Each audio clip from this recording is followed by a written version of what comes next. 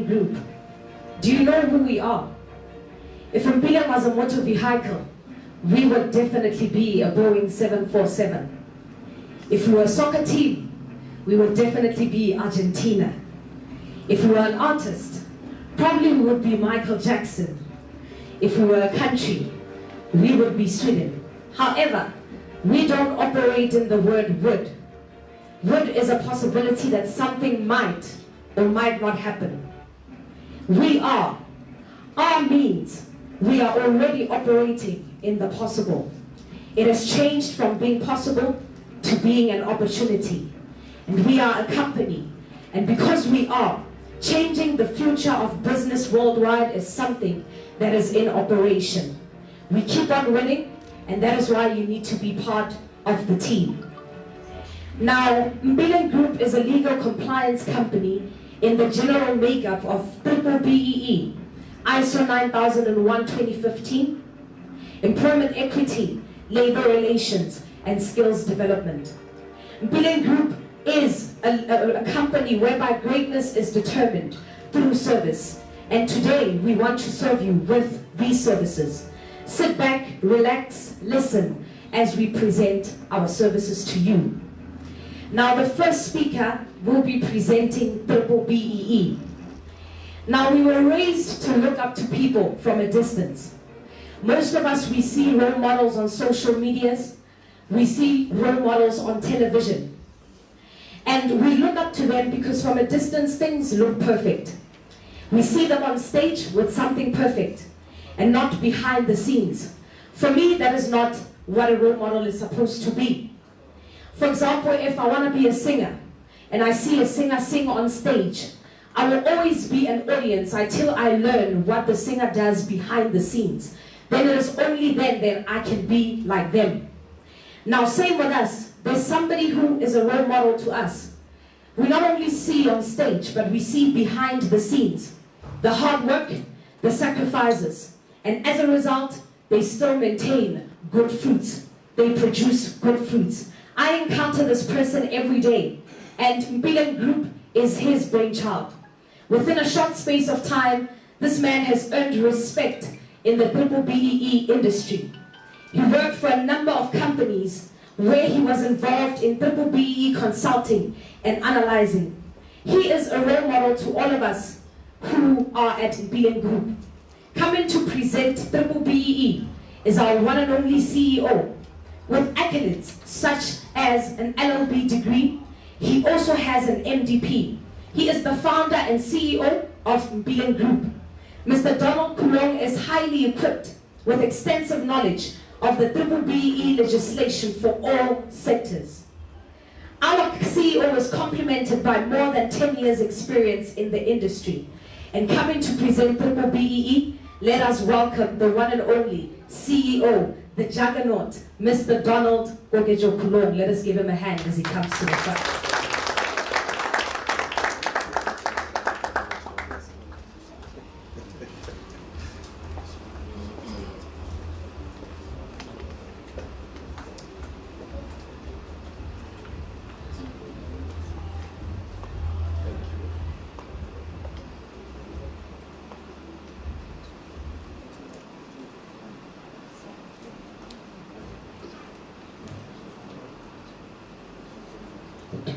Thank you, Penny.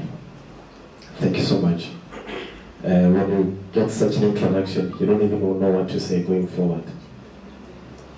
Ladies and gentlemen, allow me to greet you all, MEC, CEOs and directors of companies, delegates, whoever is invited to such a beautiful event.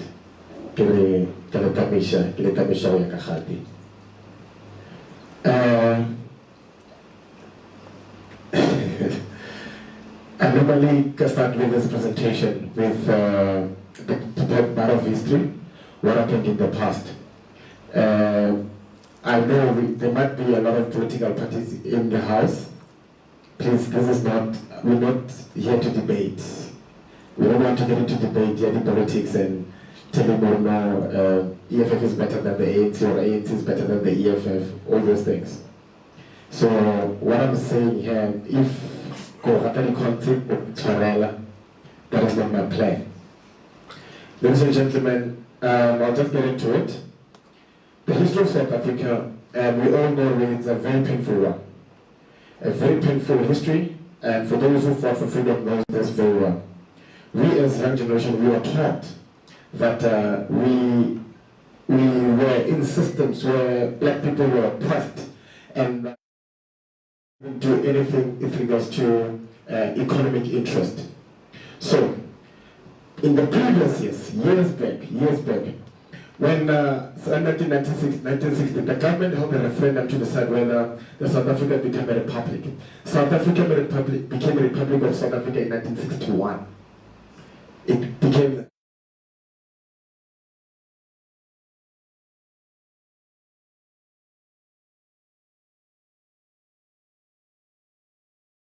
could decide if they want to kill you or not, and no one will hold them accountable. Fast forward, in Mandela came back from prison in 1990. 1993, they did what we call an interim constitution. An interim constitution, why we call it interim, because it was not written by the democratic elected government. Then 1994 elections went by, Mandela became the president. Then in 1996, there was a delegation to go and write the Constitution of South Africa, which is governing us today. 1996 Constitution. It came into effect in 1997 in January. So, Constitution is the supreme law of the country. This is what is governing us right now. So now, they said, to readdress what happened, the injustices of our past, what should we do? Then we created laws such as affirmative action, BEE, employment equity, just to name a few, to readdress what has happened in the past. This is exactly what they did. They created these laws to help black people to participate in the mainstream economy. So, fast forward, in 1999, when Mandela was the president, they decided that they want to create this BEE through something called POPIA, Preferential Procurement Policy Framework Act, to say how can we help the black-owned companies, or how can we use existing white-owned companies to create 1,000 black-owned companies. That's what the BEE came about. BEE is not for black-owned companies. The BEE is for every business in South Africa. The idea is to use the existing 1,000 white-owned companies to create 1,000 black-owned companies.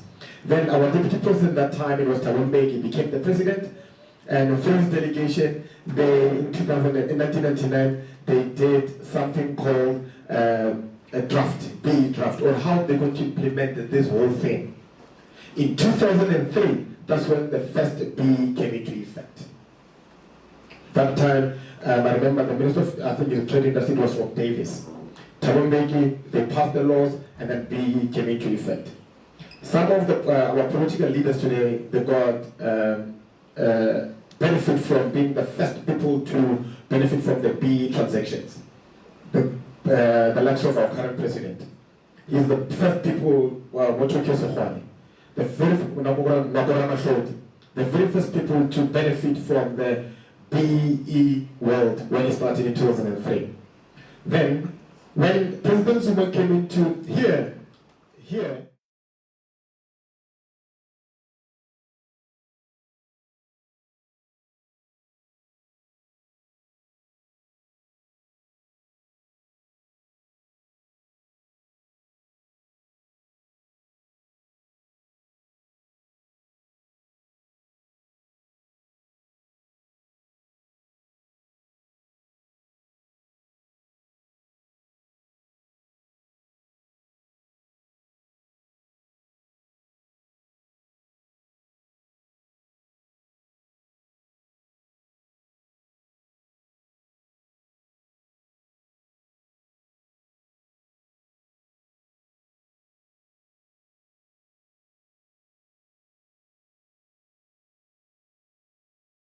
these are the 7 elements. So what happens is that we used to measure ownership, are you black owned, management control, employment equity, preferential procurement, are you buying from black owned companies, skills development, are you upskilling black people, enterprise development, give people, small companies, black money to grow, like invest in them, help them to grow.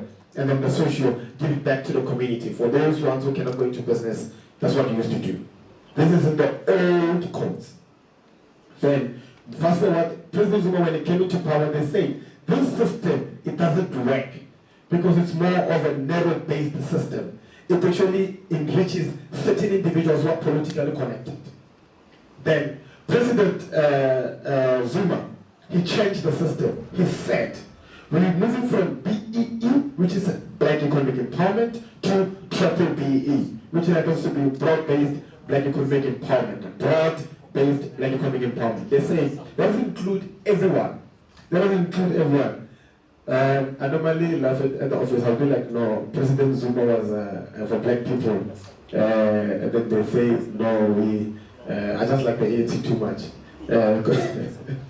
Because what happened was that with President Zuma, he said, you cannot work with the government if you are not 100% black owned or 51% black owned through the Preferential Procurement Policy Framework Act. Now, I think there was last year there was like some sort of I'll say in the media that they say they cancelling BEE. I don't know if you heard about it. None of you guys heard about it. None? Guys, we need a debate. We need to talk about this thing. Skalawara, we understand you're a DA member, but it's fine. We can discuss these things. So there was a news that saying that they actually cancelling the BEE. They didn't cancel the BEE. They were amending a Preferential Procurement Policy Framework Act. They're saying that the minister acted out of his scope when he told everyone that for you to work with the government, you must at least be 51% black owned and 100% black owned. They say that he was supposed to leave it to the organs of state. So if you were tendering in Cape Town, the municipality in Cape Town, they are allowed to tell you what criteria they want. If you're tendering in Polokwane is supposed to say on their own, these are the criteria we want. If you're tendering in Vende, so they were supposed to leave it to the organs of state. When President Zuma was still the president, what he said was, the Minister of Finance at that time, he gave them all the guidelines, all the organs of state. So that's what they were amending. They didn't say they cancelling the BEE. I hope that simplified in simple terms. So, the Preferential Procurement Policy Framework Act, this is the outlining act that actually is governing how procurement must be done in South Africa through the government institutions, state-owned entities, municipalities. As long as it's government-owned, this is exactly what happens. They use the triple PFA. So, in terms of the BEE, when you're tendering, they will check if ever you are an existing 100% black owned or you're 51% black owned through something called the ARL. ARL is called Automatic Recognition Level. Automatic Recognition Level, it means that if you're an existing 100% black owned and you are 10 million and less, you must use a sworn affidavit. Alright? And if you are existing 51% black owned and you are less than 10 million, you must use a sworn affidavit. A SANA's accredited certificate, in this case, it is not needed. You are an EME, and EME means you are an exempted micro enterprises.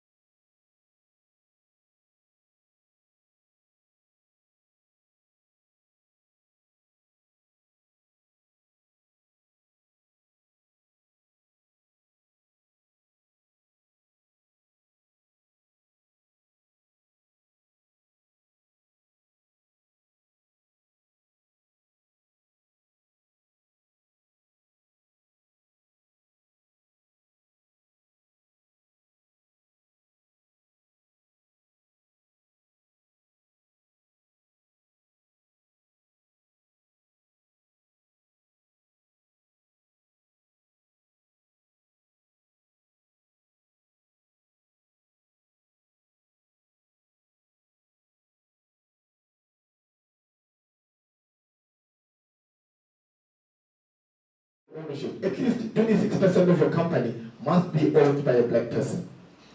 Management control and employment equity, here, at least here, from senior, middle, and junior management level, we want people of color in positions.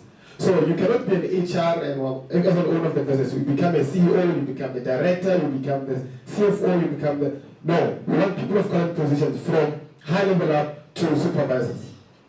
Skills development, at least certain portion of your money, of your payroll, must be spent on upskilling black people. Supplier and enterprise development, here they say at least certain net profit of your tax must be given to companies that are small. You must help them.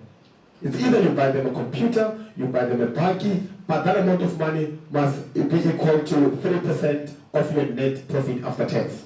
Then for socio-economic development, here you're giving back to communities in terms of charity organizations, or the whole sheet, or as long as you're giving back, at least 1% of your net profit after tax must be given for charitable organizations.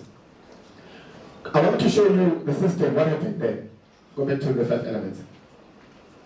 Remember I said, the idea about BBEE was actually to help bring black-owned companies. What happened was, after 1994, they saw that, okay, we want black people to own businesses, but they didn't have the skill. This is where the skill development comes in. They say, okay, first, let's upskill them. Let's give them some sort of skills development. Upskill them. Once they are ready, once they've got qualifications, what happens is we move them to management. In those particular companies, in those white-owned companies. You upskill them, then once they are ready, you move them to management. You train them to be able to manage their business. Those businesses at the time. So white people, their money goes to help the black people manage the businesses. Then, once they are ready for management, what happens is we move to enterprise development. To say, okay, we'll start you a business. We'll help you start your business so that you can become an owner. That was the system. The idea was never to take from black people from white people to give it to black people. Then they said, for those ones who cannot go into business, at least let's help them in terms of donations. That is socio-economic development.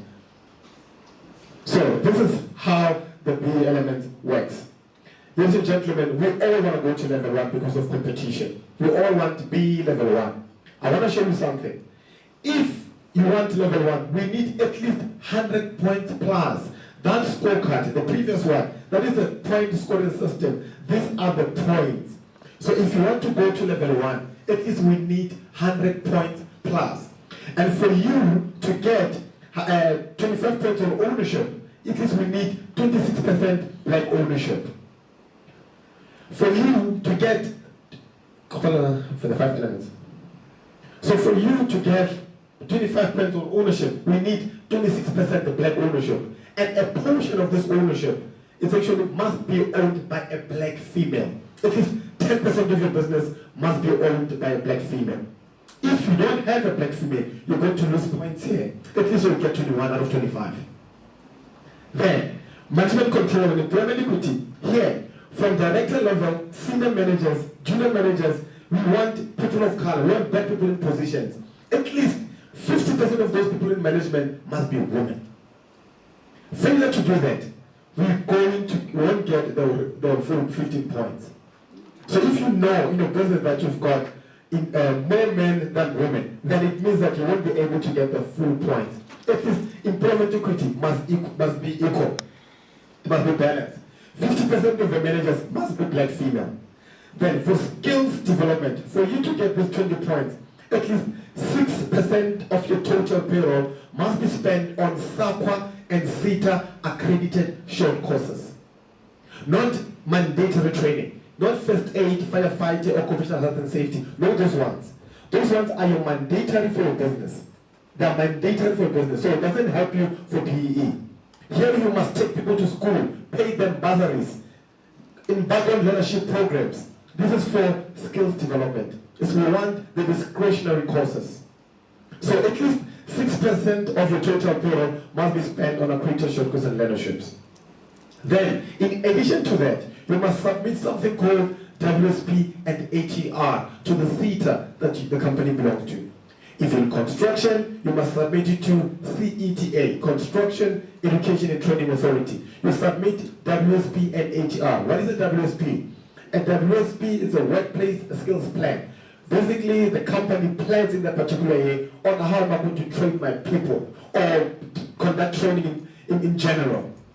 Annual training report, those ones is actually you reporting on the plan you've done in the previous year.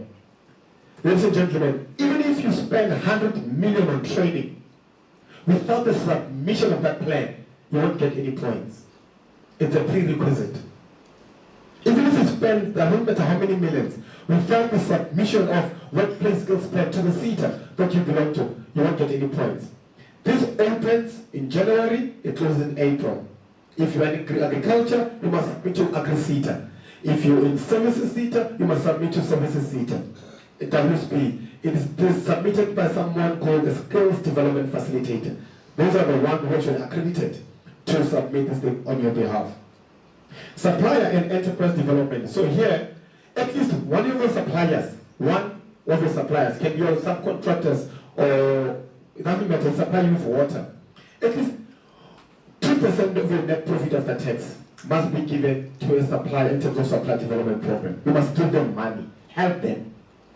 But you don't just give them money. There must be a supplier development program to say, okay, we found Donald Khulong from Pile. He didn't know how to read financial statements. We took someone from the business, we gave him money. We took someone from the business, we did some sort of a development program with them. So there must be, it's a yearly program to say, every month we meet, this is what we're training on, this is what we are doing, and then we need it's a portfolio of evidence. And then again, the other 1% of net profit after tax must be given in terms of your enterprise development. This one doesn't have to be a supplier. This one is any provider. As long as it's black-owned company. Actually, it's beneficial to have a black female-owned company. Don't give it to a black man. Give it to a black female-owned company. So, black females, you can go to big companies, huge companies. By law, they must give you money to start businesses. And then the last one is socio-economic development. Like I said, this is where you donate to organization. So the scorecard consists of 109 points. This was done by, this was gazetted in 2013 by President Zuma. So what happened is, he said, if ever you don't have ownership, you are left with 84 points. If you get minus 25 points out of 109, you are left with 84. Then once you're left with 84, that means you are a level 4. You will never be a level 1. So he made it stringent for white-owned companies to enter to the market. So what happens is, if you check level 4, if you are between 80 and 90 points, that means you are level 4, minus the ownership. And let's say on condition that you get all other elements right, and of which there is no company in South Africa will do that. That means you need to buy from Donald, who happens to be disabled, who happens to be from rural areas, who happens to be a woman, youth. There's no way.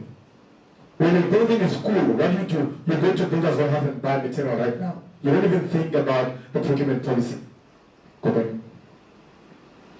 Then what he said, if you don't meet something called the sub-minimum requirement in ownership, skills development, and supplier, we call them priority elements. If let's say you don't meet sub-minimum requirement, what is a sub-minimum requirement? They're saying at least get 30% of the available points. So for skills development, the point is 20 points. If ever you don't get 30% of 20 points, you get discounted 1 level. So we do verification. Once we are done, you get discounted 1 level because you didn't meet sub-minimum requirement in any of the priority elements. So if you are a white-owned company, that means from level 4, you're going to be level 5. If you are a black-owned company, you don't have skills, that means from after the verification, you get discounted 1 level. So this is how BE works. For you to get good level of compliance, you need to go through those elements of the BE scorecard. Any questions so far? Any question? All right. So these are the ownership. Remember I said, at least a portion of it must be owned by black female. They say at least 26% of the voting rights must be with black people in any business in South Africa.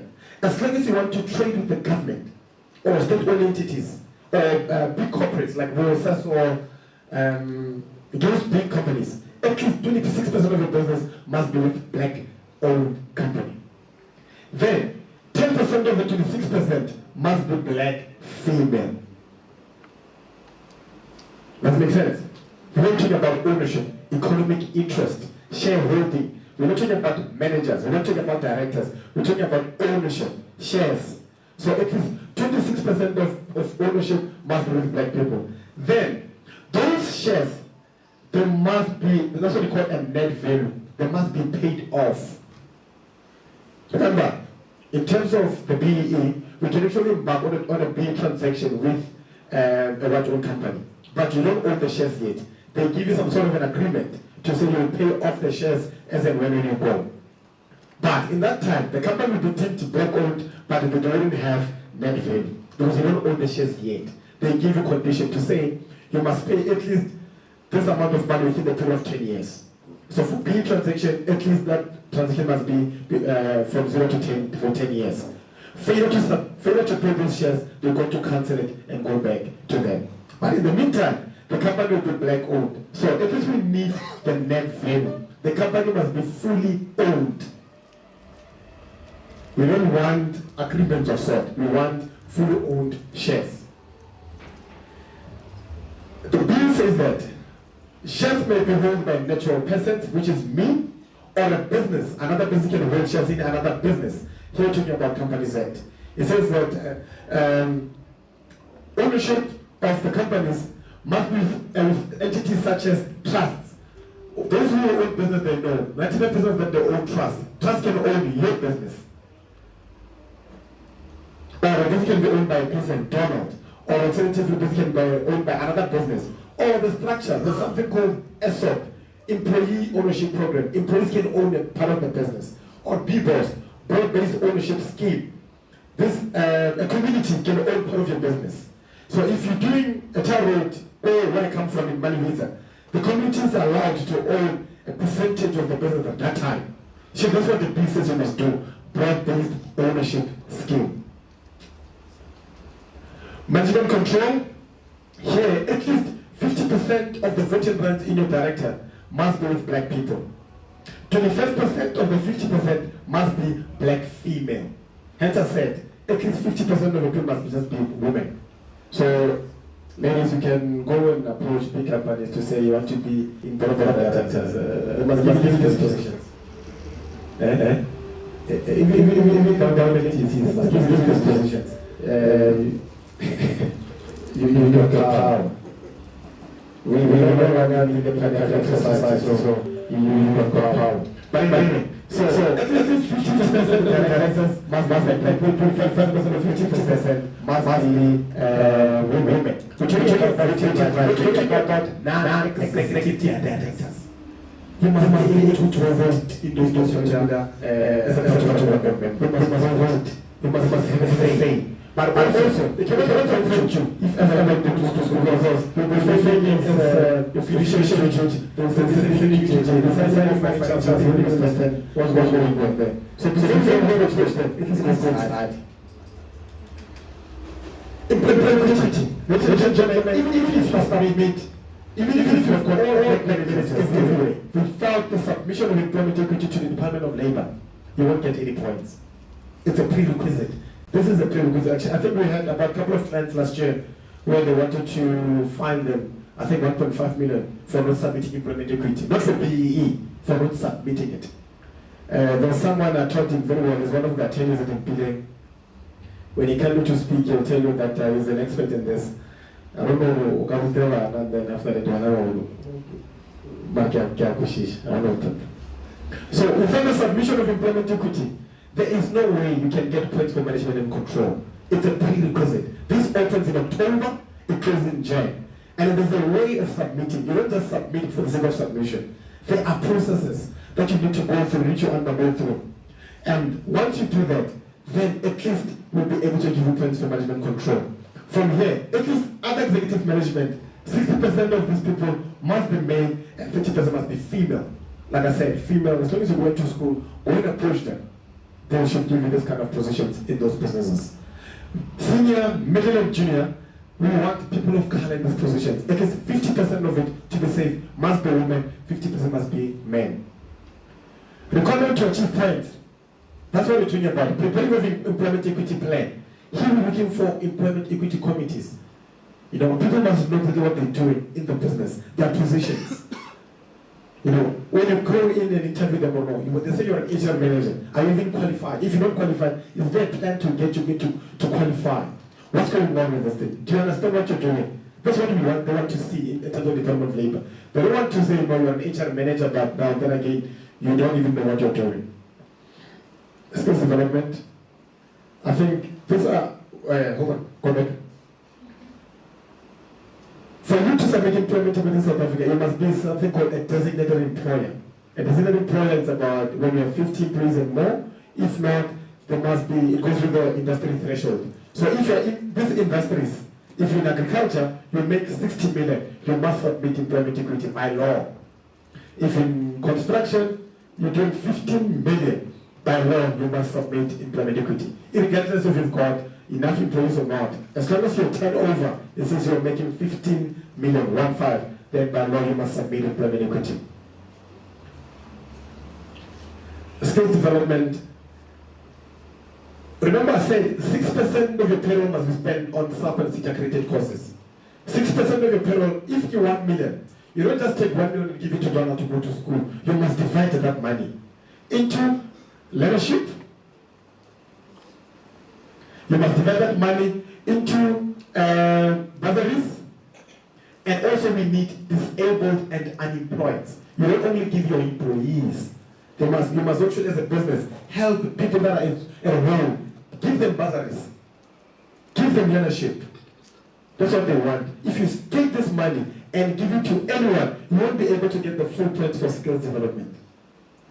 Even if your target is 1 million, you spend 5 million without giving it to the relevant people. If you don't have a disabled, that means you won't get full points for skills development. If you don't have unemployed, you won't have full points for skills development. So this is how it works. It's all about spending the money. How do you spend it? As I've mentioned this, that you need to submit WSP and HR and pivotal plans to the CETA to be approved for you to be regarded as a skills development trainer that accompany impact on training that year. And that is being done by a skills development facilitator. Then the company must be registered with the relevant CETA.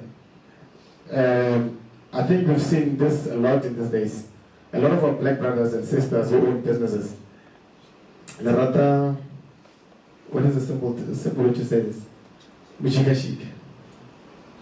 You don't want to register your businesses. This is a disaster for your business.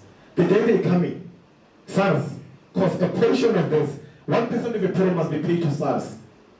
Then a portion of that 1% will be taken to CETA. You don't do SDL amount. You don't pay SDL. The day SARS is coming, oh man, oh man. And we'll charge you a leg. So this is a prerequisite for your business. Unfortunately, you said you want to be in a business. You must be able to know and understand and expand these things. Compliance is important in your business.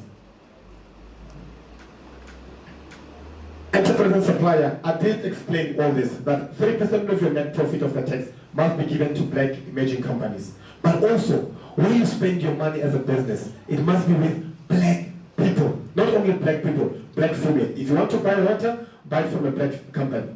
If you want to rent an office, rent it from a black-owned company. When you spend your money, it must be with at least 80% of your spend, it must be with black people. That's how BE works. At least 80% of your spend, it must be with black people. If you want to buy a baggie, I don't know, go and buy it from a black-owned company.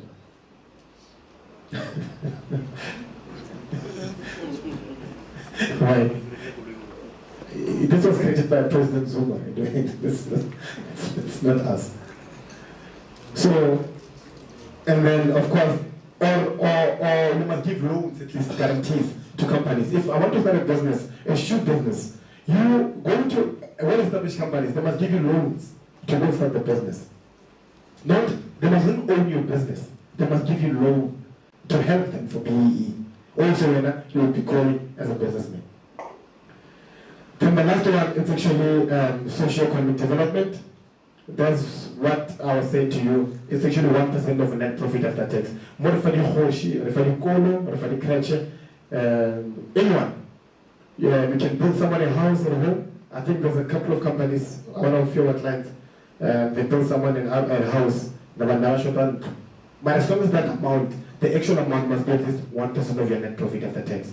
Then that's how you get 5 points. If you do that, you'll be able to get the points that you want.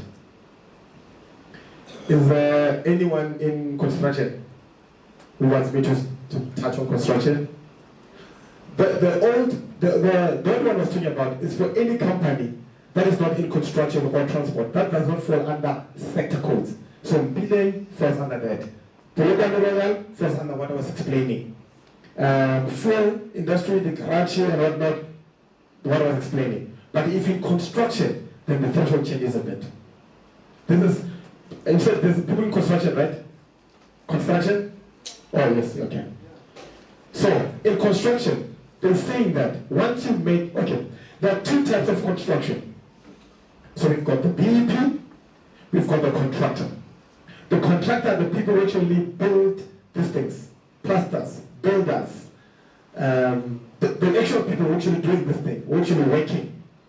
We call them contractors. The BEP, this we call them the professionals, built environmental professionals. These are consulting engineers, these are architects, these are project managers, quantity surveyors, all those, the professionals, the one that took 4 years to go to tertiary.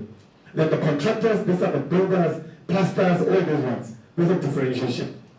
Then here, they're saying that as an automatic recognition level, once you're an existing 100% black-owned company and you are a 51% black-owned company, as a contractor, you make 3 million. You must get a SANAS accreditation certificate. So affidavit doesn't work. Once you do that, you're embarking on an illegal journey for business, and you'll be prosecuted. And again, you'll come to us, we'll help you, and we'll charge you an arm and a leg. As a contractor, once you make 3 million and above, you must get a SANAS accredited certificate. As a consulting engineer, BEP, Built Environmental Professionals, once you make 1.8 million and above, you must get a SANAS accredited certificate. 1.8. However, as a contractor, an EME, you're a small company if you are between 0 and 10 million. You are a middle company if you're between 10 and 50 million. We call you guys QSPs, Qualified Small Enterprises. Once you make 50 million and above, you are generic. As a BEP, a Built Environmental Professional, 0 to 6 million, you are an EME. Not 0 to 10, 0 to 6. Then 6 to 25, you are a QSE. Any amount from 25 million and above, you are a generic. Alright? And here, they're saying that if you want to get a SANAS certificate, at least 1.5% of your total payroll must be spent on accredited short courses and learnerships. 1.5% must be spent on accredited short courses and learnerships. Failure to do that, you'll be a level 2. In addition, you must also submit WSP and ATR to the CETA. To the construction CETA. Sometimes the consulting engineers may fall under services CETA because they're providing service.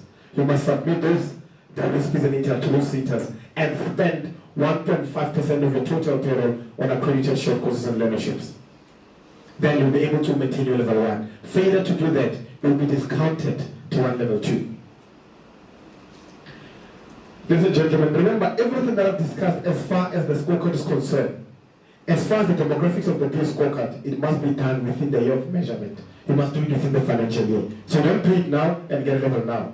If you want the verification now, that means whatever you do, you should have done it in the previous financial year.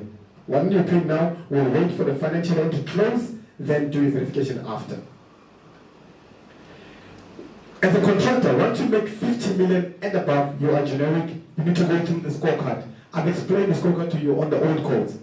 And as a consulting engineer, once you make 25 million and above, you need to go through the scorecard. The difference between the general codes and the construction is at the point.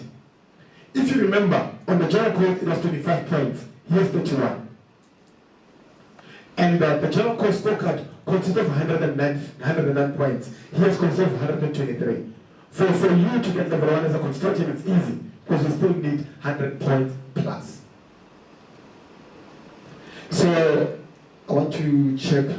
The only difference as well from the general and this one is the socio-economic development.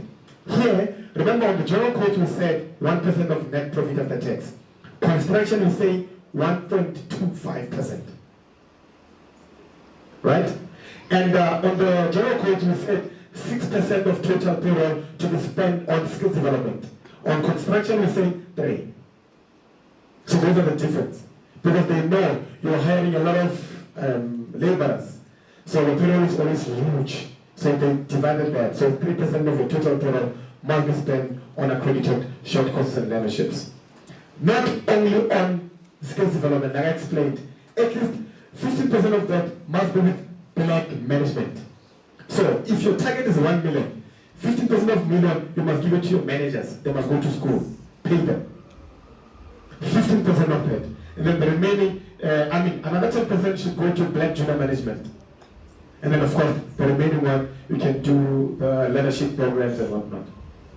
I don't know if there's any question. Or give me a scenario in your business so we'll be able to answer. Any question? Oh, I don't know what happened. I think they need a mic there. They need a mic.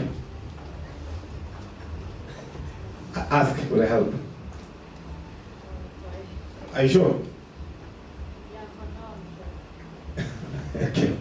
So, in terms of the construction and the general codes, those are the differences. It's the targets. Skills development is 3%.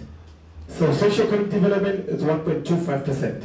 But every principle, your 3%, and in construction we don't have enterprise development, we only have supply.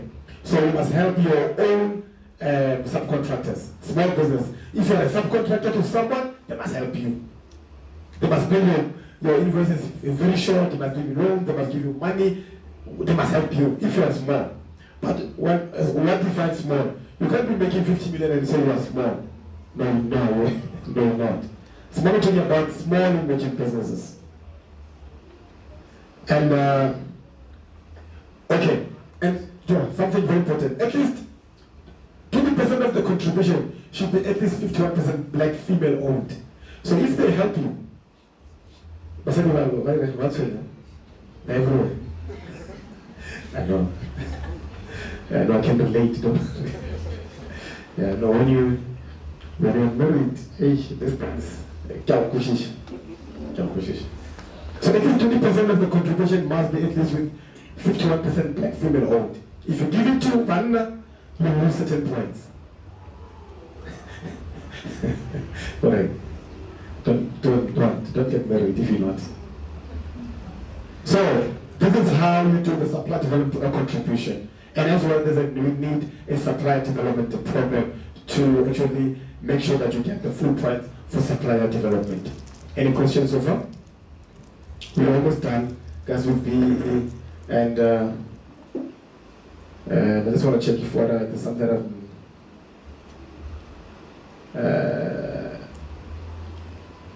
I think we've covered everything. We covered everything under construction, right? All right, ladies and gentlemen, that was in short our brief presentation. Should you have any question after this, you can come and talk to us. I should be able to answer your questions. You want to say something? May? Okay? All right. And if you have any question, this is where we're going to end our presentation. And of course, we just try to summarize because of time. We want to keep you for that long. So if you have a particular question, please ask us and then we'll be able to help you. Any questions so far? Thank you very much, ladies and gentlemen, for your time. And I hope this was a very insightful information for you guys and for the business. If not, that means there's something we're doing wrong. Please tell us and we'll be able to increase on productivity and the way we conduct these things. Thank you so much.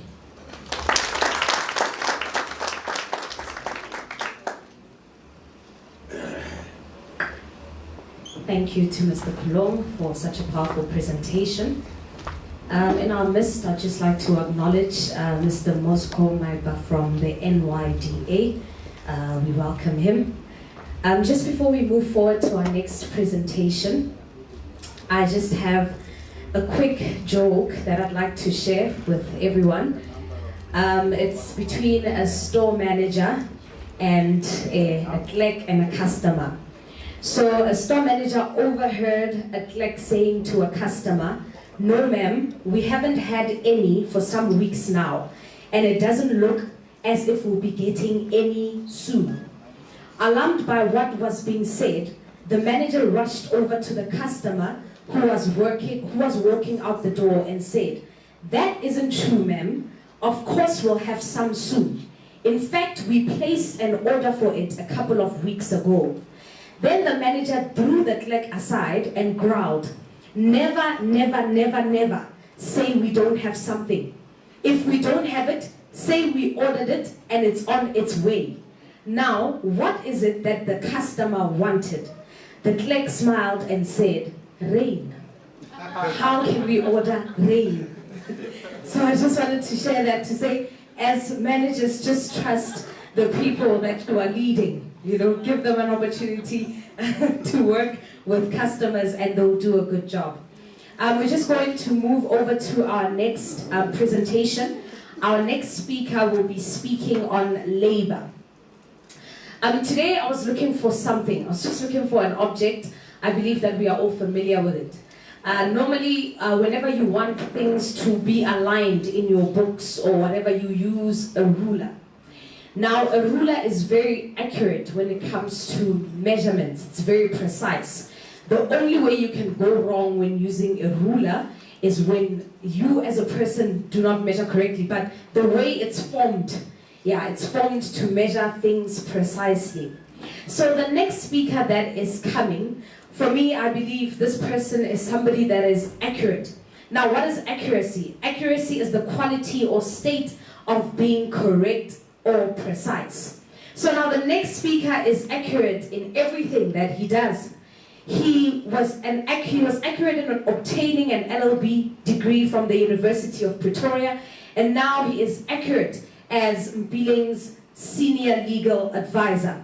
So I believe that he will also give an accurate presentation when he comes to speak about labor. Let us welcome Mr. Sivetso. Let us give him a round of applause.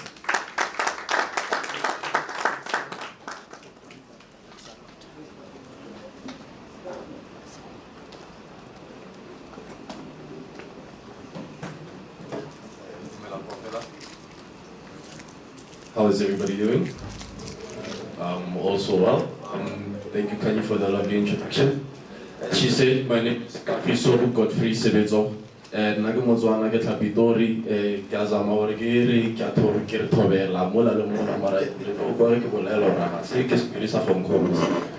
I think I'll stick to English for now, just to make things easier for me as well. Okay? Now, to begin with, I'm one of the senior legal advisors. One of the legal advisors that Mpileng Group boasts within its ranks. As I sit here for you and speak before you, I'm not just speaking on behalf of myself, but I'm speaking on behalf of every single person who forms part of our tightly knit family of professionals. So even if you hear me say I every now and then, I know it's a bit narcissistic, but I promise you I'm thinking of everybody when I do that. Okay? Now that my disclaimers are out of the way, I think I'll begin with a purpose. Now, South Africa is a very heavily regulated labor market, okay? There are all kinds of rules and regulations that an employer has to abide by. From how you hire, to how you fire, to, you know, your policies, how you pay, to even how the gender and racial makeup of your company looks. There's all these regulations and rules that an employer has to be in constant and perpetual compliance with. Now, this can be very time-consuming, and it can really distract you from actually running a successful business, which is where we come in. We are a young team full of people who are professionals, we are detail-oriented, we have the zeal, we have the zest, we have the confidence to do what we do and do it while also looking good, as I'm sure you guys have seen. So, how do we do this? We don't just do this with obvious brush confidence. We actually make sure we know what we do. What specialize in is employment and labor law. Now, the particular aspect I'm going to cover to begin with is your employment law. Now, as an employer, I know that you've started your business from the ground up, you're building it up, you're seeing it succeed and it's growing and you want to hire people to come help you. But obviously, as I said, with the kind of regulations we have in South Africa, that obviously has an influence on what you are actually allowed and not allowed to do. The South African Constitution, Section 23, gives every South African the right to fair labor practices. Not the right to employment, not the right to anything other than fair labor practices. The key word here is fairness. And what we do, the premium of what we offer our clients, is the ability to conduct the employment relationships fairly. How do we do this? The first thing we do is we make sure that all your workplace policies and contracts are up to standard with the law. Now, we work with various legislation. We work with the Basic Conditions of Employment Act. We work with the Labor Relations Act, the Employment Equity Act, Prevention of Unfair Discrimination and Promotion of Equality Act, etc., etc. We work with every single legislation that regulates the employment relationship. Now, this is going to be a constant feature of my presentation here, employment relationship, because that's what we're looking for in South Africa. We do not regulate employment contracts. Even if you go to the CCMA, they don't really care whether or not you have a written contract that they actually are supposed to analyze and assess. What they look for is there an employment relationship? What does this consist of? Does this person work for you full-time? Do you control their working hours? Do they work under your supervision and control? Are they economically dependent on you? If the answer is yes to any of these questions, then you have an employment relationship with that person, and that person is by law your employee. Section 200A of the Labor Relations Act contains a presumption of employment clause, and in it does say even in the absence of an employment contract, we can presume someone to be an employee of a certain employer if we answer these questions that I've just listed in the affirmative. Alright? I know it's a little bit heavy to imagine the possibilities that might lead to, but that's why we're here, to make it make sense and make it sound simple. Okay? So how do you ensure that you have fair labor relations and fair labor practices in your employment relationships? The first thing you need to do is to make sure that, as I said, your contracts are up to standard. Do not pay below the minimum wage. You do that obviously, and you inform the employee just needs to go to the CCMA and get them to compel you to pay them according to the standard that they believe they deserve. That's one thing, obviously. Also, your workplace policies. Every employer is different. And we value excellence, we value academic excellence, we value progression and growth. So obviously we tailor our workplace policies to support that vision and to support that mission in empowering youth and making sure that we all grow up to professionals who can emulate someone like Mr. Khulong. If this is something important to him, we make sure that there's policies in place to help him effect that in an orderly and disciplined manner. And that's where I come in. Most of my clients normally call me the discipline areas, which I really don't like because people get offensive when I come through. But basically that's what we do. I make sure that discipline is exercised fairly in the company. If you're an employer and you feel sensitive about how your employees use your property, the company's property, obviously you need to have a policy in place to make sure that everything is set up formally, structurally, to address any sort of misconduct that relates to the property of the company. Now why this is important is when you have to actually exercise discipline against an employee who is committing misconduct. Like I said, you need to be fair. And the Labor Relations Act says every dismissal is to be effected for a fair reason and in terms of a fair procedure. What goes into the fair reason is the following. Was there a rule, a regulation that was broken by the employee? Was this employee aware of this rule? If the answer is no, then it affects the fairness behind the reasoning of your discipline. Because how can you discipline someone for something they didn't know they shouldn't do? Alright? This is why workplace policies are important.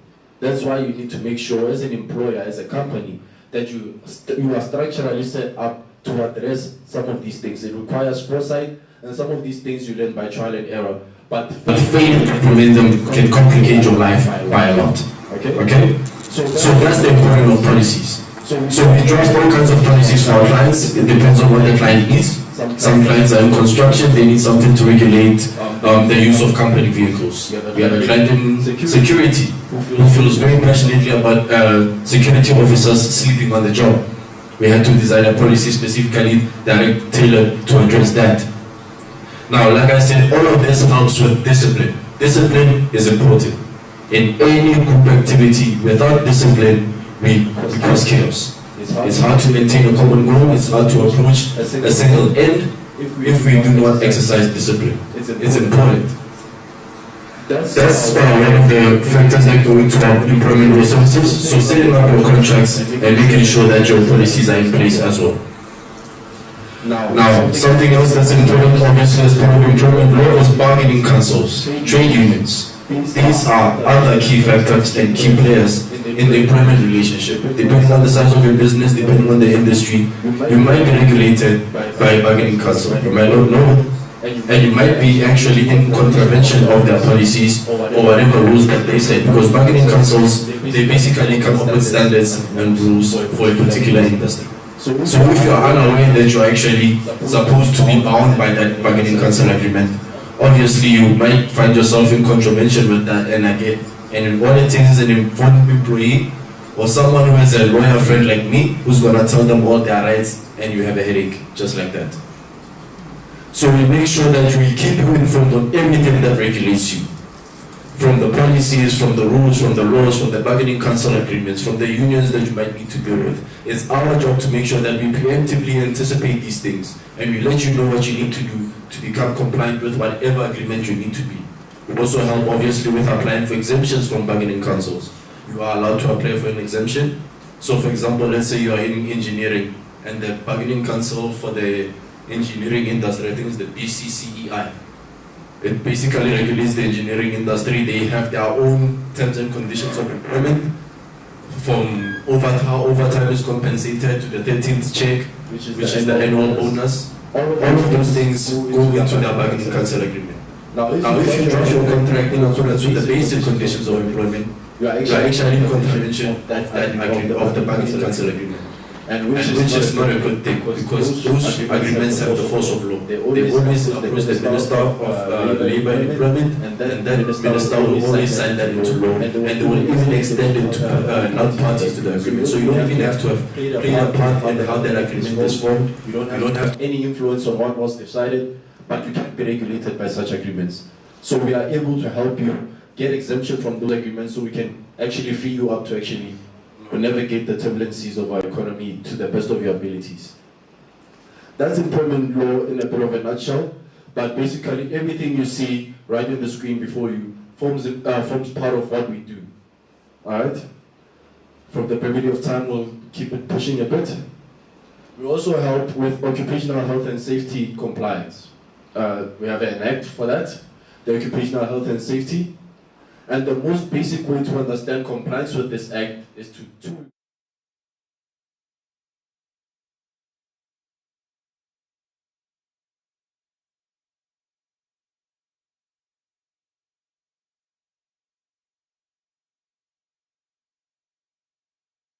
just about anything depending on the kind of business you're in. If you're in construction, it can obviously mean something as simple as quarantining your work area so that heavy objects don't fall on people. If you run a supermarket, it can be something as simple as making sure that your cleaners, when they mop the floor, they actually have those wet floor signs there. Failing to do that is failing to comply with this act. So again, where we come in is we assess the level of your compliance with the act. Are you actually maintaining a healthy and safe working environment to the best of your abilities as you are required by law? And if you don't, we'll be able to advise you on how to do that. This was especially prevalent during the COVID-19 pandemic whilst we were in the midst of it. I'm not going to go into deeply about that, but obviously the question arose at the time, how does an employer comply with the Occupational Health and Safety Act in light of the Constitution and what's required in terms of preventing the spread of COVID-19. Some employers prefer to have COVID mandates in the workplace, which is another form of a workplace policy that we draft for them. Some did not. But like I said, our responsibility and our mandate is not to dictate to our clients what they need to have. It's to tell them what they need to have and let them make the decision while informed of all the repercussions that might follow from that. And that's basically what we do in terms of occupational health and safety. My personal favorite is employment equity. Now, when Mr. Khulong was up here, he mentioned a certain fellow that he trained, who now regards himself as an expert. I'm sure by now you've caught on, it's definitely me. And I'm not going to go down the road of correcting my boss on certain things. I feel like that's just setting myself up for failure. So I will just speak about it as if he never said anything. So everything he just said about employment equity, listen to me, okay? So the Employment Equity Act is one of those legislations that was obviously passed by Parliament in pursuance of rectifying some of the most egregious injustices of the past, specifically economic exclusion of black people. All right? It's in keeping with obviously B-BBEE policy and the reasoning behind that. However, if you read the act itself, it does not talk about equality. It's not about equality. It doesn't purport to promote equality. It cares about equity. Now the difference is, obviously with the passage of the South African Constitution, on paper it says everybody has an equal opportunity to apply for a job, to hold any position, as long as you are not discriminated by race. In practice, it tends to work out quite differently, especially with the history of South Africa. All right? You still have those big conglomerate companies that you look at the management structure of the entire company, all the black employees you will find are at the unskilled to the skilled level at best. But once you get up there, management, people who actually control the vision of the business, who actually make important decisions, you will find very, very few black people. It's like a domino effect. Okay? So this act was passed to address that. Equity says, let's look at South Africa as a whole. How is the country made up? Racially, of course. In gender, of course. Obviously, we all know by now, like over 80% of the country is black. Does it make sense then for, let's say, the top 100 companies in South Africa to have 5% of the managers be black in an 80% black country? That's what they struggled with. They saw this as obviously a perpetuation of the injustices of the past, and they wanted to find out a way to do that. Now, what the Employment Equity Act does, it has two purposes. The first thing is to eliminate unfair discrimination.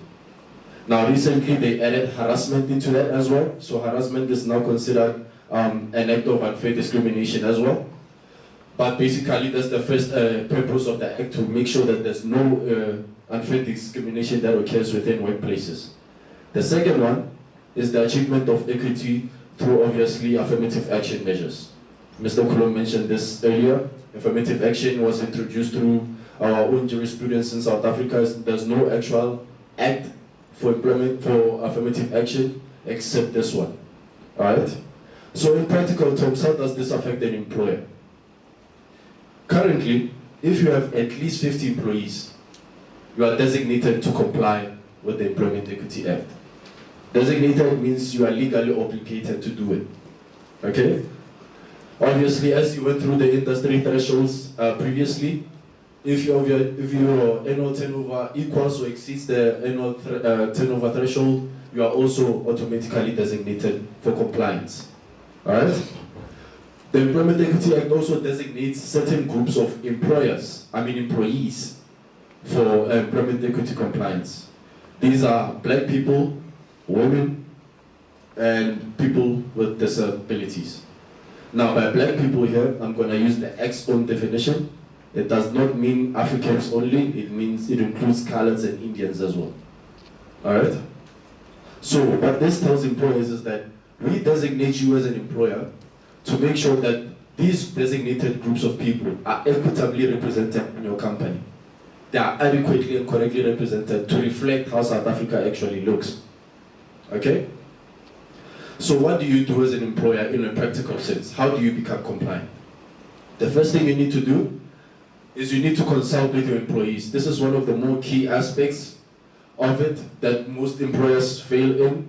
The employers who have failed in, they failed on inspection because they actually ask your employees, do you know that the company is engaging in this endeavor? Do you know anything they've done? Do you know who this person is and whatnot? So consulting with your employees is the first thing. They don't need to become experts, but they need to understand what this legislation is, what it's for, and how it affects the company. That's where we come in. I've held several employee consultations already. I hope I'm doing a good job because whenever I'm done, nobody has questions, so I always assume maybe it's because I'm very good at explaining things. However, I'm always on call to answer any questions with that. But that's the first thing. You need to consult with your employees, get them clued up on what you're trying to do. The second thing you need to do, obviously, is you need to do what we call an employment equity Section 19 analysis. Now, what this means is we need to get a numerical snapshot of your workplace from across 6 occupational levels, top management all the way to the unskilled level. Top management all the way to the unskilled occupational level. There's 6 of them. There's top management, there's senior management, there's professionally qualified persons, there's skilled persons, there's semi-skilled persons, and then there's unskilled persons. So what they're saying, when you're doing a Section 19 analysis, they want to know across these 6 levels, how many of your employees are black males? How many of them are black females, colored females, Indian females, etc., etc. Okay? From then on, obviously, you'll be able to know from just that analysis alone, you'll know how many black employees you have in senior management, for example. You will be able to know what percentage they make up of a specific level. But the problem is, how do you know if you are actually adequately represented in a company as a designated employee? Previously, well, we still use it now, it's called the economically active population. It's a statistic we get from Stats SA, and basically it breaks down the South African labor force into those demographics, into African males, African females, Indian males, by race and gender, to keep it short. Okay?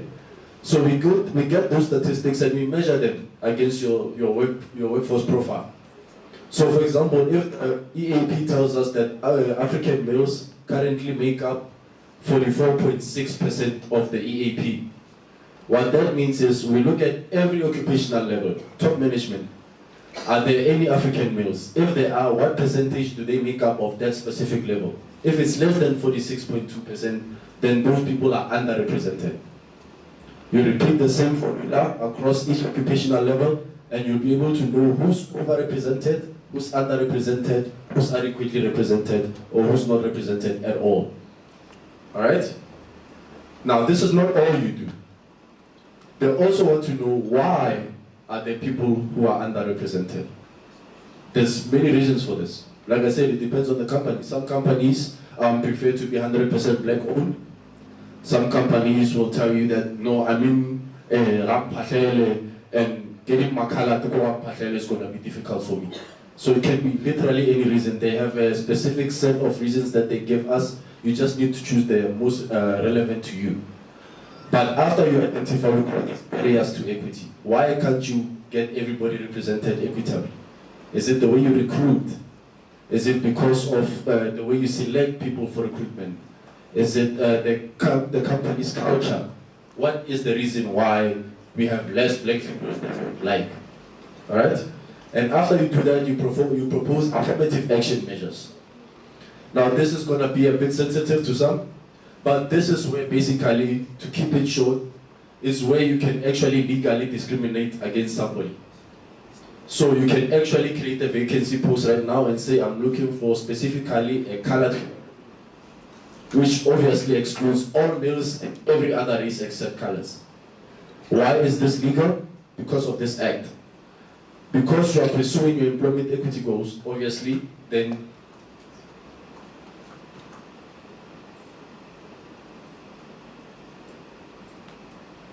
just a second, guys. Could the owner of car register number 16 NHGP please go outside quickly? Apparently there's an emergency. I'll repeat the registration number. CB16NHGP. If your car is parked outside, please go attend to it. Apparently there's an emergency going on there. Sorry for that. Now, carrying on. I've just explained what your affirmative action is. Actually, no, I haven't. Affirmative action measures. What do you propose to address the barriers that you have identified? If it's a corporate culture, what are you going to do as an employer to make sure that that is no longer a barrier? If the problem is where you are located, how are you going to ensure that your location is no longer a barrier? Now, this can be something as simple as, okay, I don't have any colors around me, so maybe I'll use recruitment services to specifically target recruiting colors for this position to increase the number of colors in my company. You can do that, it's legal for this. All right? So you've done your analysis, you know your different levels of representation, you know who's missing, you know what you need. Then you need to create a Section 20 Employment Equity Plan. Now your plan is basically self-explanatory. It's your plan on how you actually intend on implementing the affirmative action measures that you've identified and proposed. And obviously the goal here is to make sure that by the end of your plan, not only are you closer to equitable representation, but the barriers that you had identified before no longer exist. That's the idea behind it. All right? So your employment equity plan can be anywhere between 1 and 5 years. I'll explain why I recommend you do a 1-year plan for this year a bit later, Nyana, just now. But it can be 1 to 5 years, depending on what you prefer as an employer. All right? Another thing you need to do to become compliant is you need to have an employment equity manager. This person needs to be formally appointed by the director, the CEO, or whoever has the duly authorized authority to do that. They need to formally appoint this person as the employment equity manager. This is the person to whom the Labor Department will correspond whenever they inquire into employment equity compliance. This is who they're going to send their compliance orders to, the request for inspection, documents, anything. You need to have this person designated and formally appointed. This can be an existing employee. Usually, I advise my clients, our clients, to appoint their HR managers as the employment equity managers, because these are people who are closer to like personal records. They are more likely to easily ascertain demographic details of employees, etc., etc. But you need this person, and this person is held by what we call an employment equity committee. Now, this group of people are all employees of your company, and their job is to make sure that whatever is in your plan is implemented. And if it doesn't, they need to know why. Remember, Mr. Khulong said just submitting your annual report is not all you need to do. There's actual processes you need to go through and stuff like that. This is part of that process. You elect your committee, you appoint your manager, you give them the plan, and they have to implement the plan. Now, like I said, if they can't, or if they fail to at least achieve one of the objectives in the plan, there needs to be a reason why, and there needs to be evidence that you've actually been putting in the effort. This is another point in which most companies fail the inspection because, again, they see it as a tick box. As long as I've submitted, I'm okay. But then you get a compliance order, and they tell you, I need your employment equity manager's appointment letter. I need to know who your employment committee is. Please make your employees available for inspection on this day. Once you're in that position and you actually haven't set up any of that, you are likely to fail inspection. And when you fail inspection, that's when you become liable for 1.5 million or at least 5 to 10% of your annual turnover, whichever is higher. All right? We've just had to get a few of our clients out of this mess recently. Luckily, we've succeeded in doing that. But like Mr. Khulong says, I'm of the same opinion that if we advise you accordingly in time, in due time, and you ignore us, it's going to cost you an arm and a leg once we have to actually drop everything to come help you with this, because this is an emergency. This can kill a company if you are not careful with it. Because 15% of your turnover can be a killer, depending on the circumstances. All right? So, as you can see here, we provide training for the employment equity manager and the committee to make sure that they understand what they have to do. We actually handwork them through the whole process. Obviously, we prefer to empower clients, but obviously, as the experts in this, we try to help them to understand what they need to do and how it's supposed to be done. A few points of notice as far as employment equity compliance goes. There's a couple of changes that are going to be taking effect as of 1 September this year. The first one is the designation of employers. Remember I said you become designated if you have at least 50 employees or you exceed a certain industry turnover threshold. Sorry for the interruption again. A gray silver Kia. The registration I was just mentioning just now, it's a gray Kia. I don't think he's in here. Alright, yeah, I'll just go on. Now, like I was saying, designation is going to change. Alright? They realize that this whole process of becoming compliant places an unnecessary burden on small companies. So what they've decided to do is, okay, we are going to do away completely with the number of employees. Your designation will no longer depend on how many employees you have.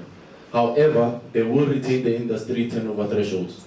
So regardless of the number of employees you have, if you exceed the industry turnover threshold, you are supposed to become compliant, you are still designated. That's the first change. The second change is what we call your numerical targets. Now, part of equity compliance is if you see that you are lacking a specific number of industry stakeholders, I guess, yeah, whoever in engineering, and they are going to come up with these numerical targets for companies. So if you're a designated employer, you can no longer set your own numerical goals and targets. You are going to get this from the Department of Labor after they've consulted with the various industry stakeholders. Those are the two major changes. They change the whole complexity of how this whole thing is supposed to work. That's why I advise all of our clients that, all right, your current plan needs to at least end this year. If you don't have one yet, draft one that ends this year, because once those changes come over, everything you've done will basically become null and void. All right?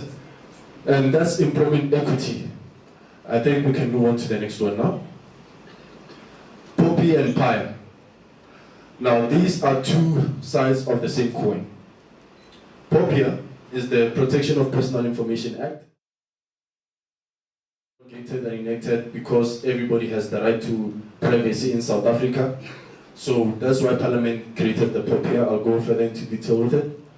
POPIA, on the other hand, was done in pursuance of the right to access to information. This is why I call them two sides of the same coin, because they essentially work together quite closely, okay? So, like I just explained now, POPIA has to do with protecting personal information. I'm gonna quickly go through a few definitions so you guys know what I'm talking about as I'm speaking. The first person I'm gonna talk about is the information regulator. This is a regulatory body. It's basically the POPIA police in its terms. These are the people who are enforcing compliance with these two acts. All right, that's the first one. The first person is the data subject. And this is any person to whom personal information relates to. So every single person in this room is a data subject. Every single company represented here is a data subject, because a company can exist in its own name. All right? I'm also gonna define personal information. This is information that can lead to your identification as a person. The same is true for a company. So anything from your registration number, your ID number, your bank account number, an image of you, that's all considered to be personal information. All right? And then I'm going to talk about processing. Processing is anything you can do with personal information, whether you store it, whether you share it, anything you can use personal information for, whether you use it to transact with a business. All personal information you use, you process, however you use it. Even just keeping it on your desk is considered processing in terms of POPIA. So what POPIA says is that you need to process your personal information in accordance with 8 principles.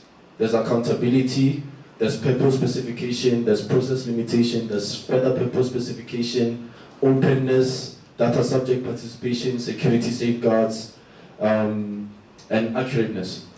So these 8 principles are basically the standards by which we measure how you process personal information. If you comply with these 8 principles, you are POPIA compliant, then you do not need to worry. If you don't, however, then we need to find a way to get you compliant and make sure that you stay compliant. So obviously this means we'll have to advise you on how you can better process the information that you do. POPIA, on the other hand, has to do with facilitating access to the information you're supposed to protect. I know these sound contradictory in nature, but they're really trying their best here to make sure that it makes sense. All right? So POPIA what it does is that, okay, we understand that you're supposed to process information that complies with these 8 principles and you're supposed to protect it. But obviously, people also have a right to access to information in South Africa. So how can they access that right? What POPIA gives employers is 2 things, well, a myriad of things, but I'm going to mention the most pertinent and the ones that jump to mind right now. The first thing is, it instructs you to create a POPIA manual. That's the end goal. A POPIA manual is basically a semi-internal external document. Most companies, if you look at their websites, especially the more bigger and more established ones, they have their POPIA manuals on their website. What this POPIA manual does is it tells you the kinds of personal information they have, the kinds of personal confidential information they have, and how you can request access to it. We're requesting access to it. We're not requesting ownership. You can request possession, but there's a price for that.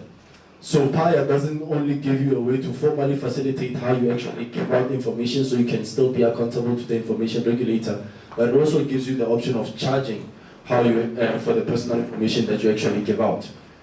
Now, depending on the circumstances, this can be tricky. So let's say for example, Mr. Khulong and I clash for whatever reason, and Lord forbid, I end up losing my job. All right? I want to take Billing Group to the CCMA, but they have all my records. They have my disciplinary record, they have everything of mine, and I need them to prepare my case against Billing Group. Now, POPIA says you should protect that information and not just give it away. POPIA says he must give that he must actually facilitate my access to that information. Now, me as the data subject, I have unlimited right to my personal information. It should be simple in that situation because he can't really deny me my personal information. But what if I use lawyers? What if I actually try to take Billing Group to the CCMA using lawyers? They're not me. They don't have an unlimited right to my personal information. What happens then? These are things that go into your POPIA manual, okay?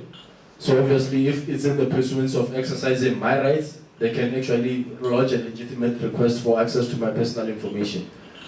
But the same goes for the employer. Billing Group might deem it unreasonable to give out certain information about me, but they need to disclose why. So what POPIA does is it introduces a formal system of facilitating access to information through your POPIA manual. Your POPIA manual will tell you how you can request it, and obviously if you want certain copies of certain things, how much it's going to cost, and to whom you're supposed to make the request, and what kind of information is in there. All right? So that's how they work together. That's the theoretical part of it. Now, practically, the first thing you need to do to determine whether or not you're compliant with POPIA, I should have said this when we started, everybody processes personal information. Whatever kind of business you are, especially if you have employees, you process personal information. There are no requirements for becoming designated except that you process personal information. So if you have suppliers that you transact with, if there's a bank you transact with, basically you are processing personal information in your day-to-day work. So you are already designated for compliance. So what do you need to do? The first thing you need to do is you need to do what we call a personal information impact assessment. What this does is it tells you how you measure up against those 8 principles I just mentioned. So what we do is we come in, we obviously assess who's accountable for the processing of personal information, what kind of security safeguards you have in place. Do you actually disclose to people you interact with that you actually process their personal information? Now this is something most people will be familiar with, especially when you're dealing with telemarketers. They'll always tell you, please note, our call is recorded, whatnot, you have certain rights and this in terms of POPIA compliance. They are doing it because of POPIA, okay? So we measure you up against those 8 requirements or principles, and then we see where you fall short. What the impact assessment tells us, a better term, I'll use gap analysis. I think it's more relatable. But this gap analysis, like I said, will tell us how you measure up against the 8 principles of POPIA compliance, and if you fall short. Once we've discovered that you fall short, we can obviously start doing POPIA awareness training. This is basically informing your general staff on what actually is required in terms of POPIA and how they're supposed to conduct themselves and how the company processes personal information. All right? The end goal for POPIA obviously is to create either a POPI policy or a set of POPI policies. Now, what I mean by a set is, obviously, how you process personal information will depend on the business itself. You might have various departments that deal with specific kinds of aspects of the business. They might process different kinds of personal information. All right? So what I'm trying to say here is, it always depends on what you do. Some companies just need something as simple as a clean desk policy.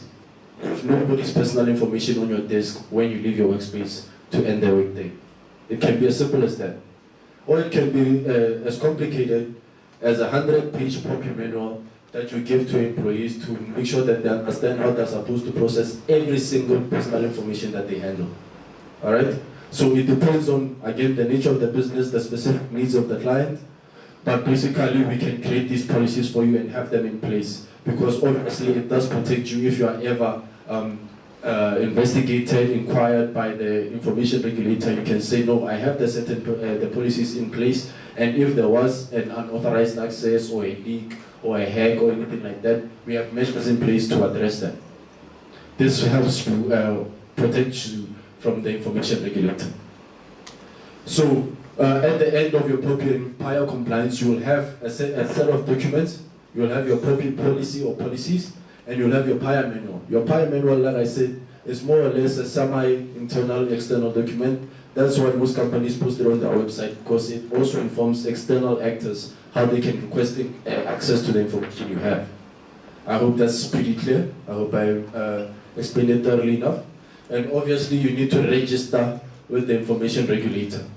Once you register, obviously you're going to get your registration certificate, and that obviously puts you on their map as well. But even if you are not registered, anybody can literally lodge a complaint and say you've violated our rights in terms of POPI, and then the information regulator will come working. That's their job. And that's POPI and PIA in a nutshell. We help with all of these things that you see on the list here. We are all pretty good at it. So yeah, we can help you set up all the framework you need to make sure that you stay in perpetual compliance with POPI and PIA. And then we have the Workmen's Compensation Fund. I believe since we are all business people here, this is not an unfamiliar term. This was a fund started in terms of the Compensation for Occupational Injuries and Diseases Act, NYDA. And obviously, to become compliant with this, you firstly need to register. You are supposed to register within 7 days of hiring your first employee. Now, every director of a company is an employee of the company, because the company exists as itself. So you as a director are an employee. So within 7 days after registering the company, you are supposed to actually register with the compensation fund as well. All right? And obviously the compensation fund, as the name explains, is to compensate employees for occupational injuries and diseases. Whatever injuries or diseases you contract in the execution of your work duties, you may be compensated for any medical expenses that might arise out of that. It's pretty nifty tool for an employer, because you do not want to be liable for a person's medical expenses for an entire lifetime. All right? So getting compliant with this helps you with that. They can step in for you and just obviously pay that person's medical expenses and whatnot. So you register with the compensation fund. You submit what we call your return of earnings. The return of earnings obviously is, it has to do with your payroll, how much you spend on your payroll in total. And from that, they're able to calculate an assessment fee. Now, this assessment fee is a once-off fee. It's a yearly fee. It depends every year. So every year you need to basically submit your return of earnings, get an assessment fee, and pay it off. What this fee is calculated is based on the nature of your business. All right, Blend Group as a legal compliance company, we are less likely to experience occupational injuries and diseases than someone who works in construction, for example. So they look at those kinds of factors. How much risk is there associated with this with the nature of this kind of business? And then obviously they are able to calculate your assessment fee based on that. All right. Every year from 1 March, well, the entire month of March is basically the period for submitting your return of earnings. Any period after that, they charge you 10% penalty fee in addition to your assessment. So your assessment becomes 10% more because you submitted it. All right. So you submit it. you get your assessment and you pay the fee, and what you get is you are able to generate what we call a letter of good standing. It says basically what the name suggests, you are in good standing with the compensation fund, you have paid your assessment fee for the year, and you are covered. Alright? Again, in the next year, you have to repeat the same process. You submit your return of earnings and you pay it off. Now, what we help with is not just registering with the compensation fund, but also obviously claiming from it. Alright, we can obviously help with disputes with the compensation commissioner, because just like any other insurance provider, they tend to be very reluctant to pay out as much as they can. So they need a lot of convincing sometimes. Sometimes they dispute whatever claim you are making, so we obviously step in there and try to help out with that. Alright? Another thing that's pretty prevalent to people who are in tendering, obviously, let's say you just wanted now, you are applying for your first tender and you know that the tender application requires a letter of good standing. You submit your return of earnings and then you get an assessment fee, but at the moment you can't afford to pay it off. Right? I know that they had this system, I think they still do, where you can actually just, for tendering purposes, request an interim letter of good standing, which they will grant you. But should you actually succeed in your tender application, you are supposed to pay off the assessment fee within the first month of the successful application. Obviously, if you had been compliant before and still you find that your assessment fee is a bit exorbitant and you can't really afford to pay as a once-off fee, we can obviously negotiate with them for you to arrange for an installment payoff where you can just pay a specific amount over a few months. Alright? So anything that relates to interacting with the compensation fund, anything related to it, compliance-wise, dispute resolution-wise, claiming-wise, this is also something we actually do as well.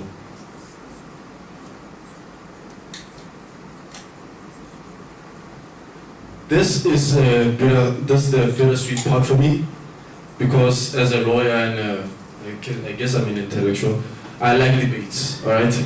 I like talking about what I like exchanging ideas, I like arguments, especially legal arguments. I like showing off that I actually study. However, that's not really good for my line of work, because my job is to make sure that none of my clients have to go through litigation, alright? Billion Group, obviously we offer representation in litigation services, whether it's the CCMA, bargaining council, wherever you need to be represented, we can go there as far as it relates to labor. Alright? But if we do our job properly, which we do, you will not have to end up here. If you have your policies set up properly from the get-go.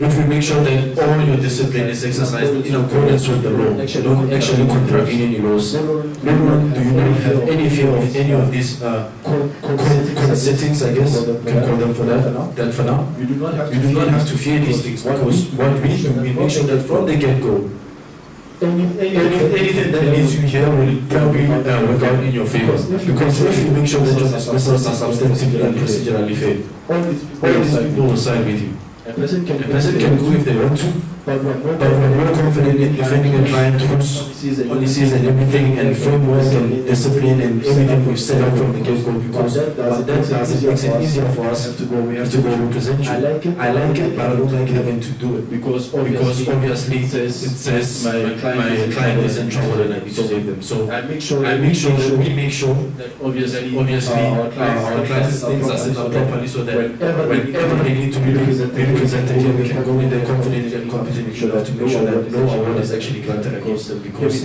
everything was done correctly from the setup. So that's what legal compliance does, and that's part of what we do as billing labor. We make sure that everything is set up from the beginning. From the day you sign on with us, we make sure that you're in compliance with everything you need to be in compliance with. So that if ever you end up in any of these settings, you can actually be in there confidently and not actually have to worry about what you might have done wrong or anything like that, what role you might have broken, because our job is to make sure that we help you, advise you, and actually do for you when we can everything that you need to do to comply. So, notwithstanding, of course, we do help in any of these things, whether it's facilitating strikes, for example, helping you deal with strikes, helping you deal with picketing, all of those things, we help you deal with that as well. Alright? And obviously, another thing we do at Impiling Labor is UIF compliance. From your registration to making sure that your declarations are up to date, to helping you deal with the UIF in cases of disputes. Just as I just explained with the compensation fund, with UIF we take care of everything. Alright? I am a registered legal practitioner on the e-filing side, so are the other legal advisors there. So for every client, obviously, we are able to make sure that we can facilitate their compliance without fault or error. So everything related to UIF as well, you get from Impiling Labor. Alright? So when you sign on with us, everything that I've just went through, you are likely to get premium service on. Obviously, we offer our services differently at the department, but everything you've just seen me go through and talk about and all of that is part of what we do at Impiling Labor in a bit of a summarized version. I usually take longer than this, but I'm trying to be brief as I can, and obviously offer people, the audience here, the chance to ask.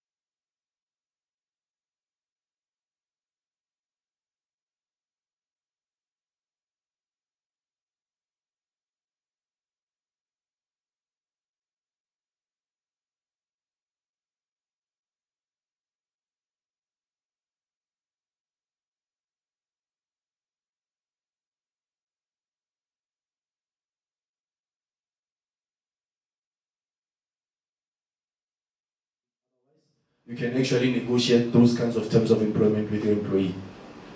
The second one, which was just passed yesterday, is the minimum wage. It's increased again.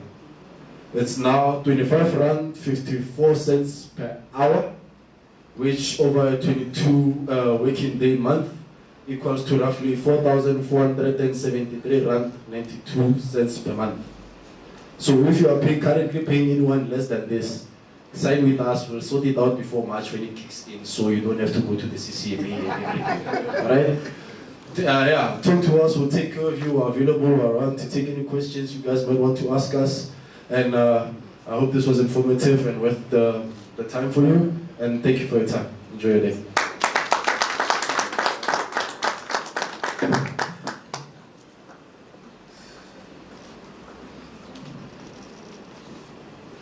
Thank you to Mr. Sevedzo for a powerful labor presentation. Just before we jump into our next presentation, the refreshments that have been served, however, if you would like to have coffee, tea, it's right there at the back, so you can just raise your hands and they'll lead you to the back and you can have tea or coffee for yourself. Thank you. So the next presentation will be on ISO. I'm sure we are all familiar with these words.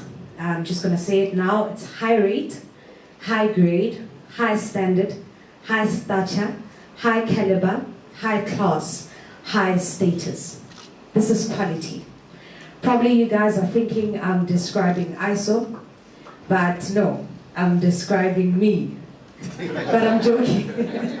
Probably it's me, but in this case, I'm describing the ISO manager herself.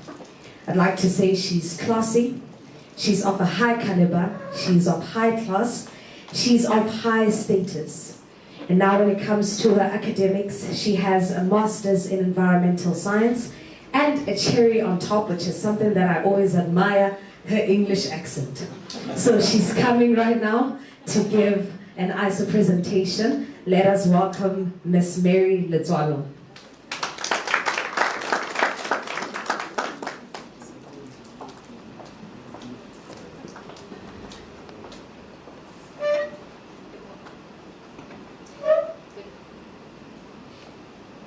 Hello? Okay, there we go.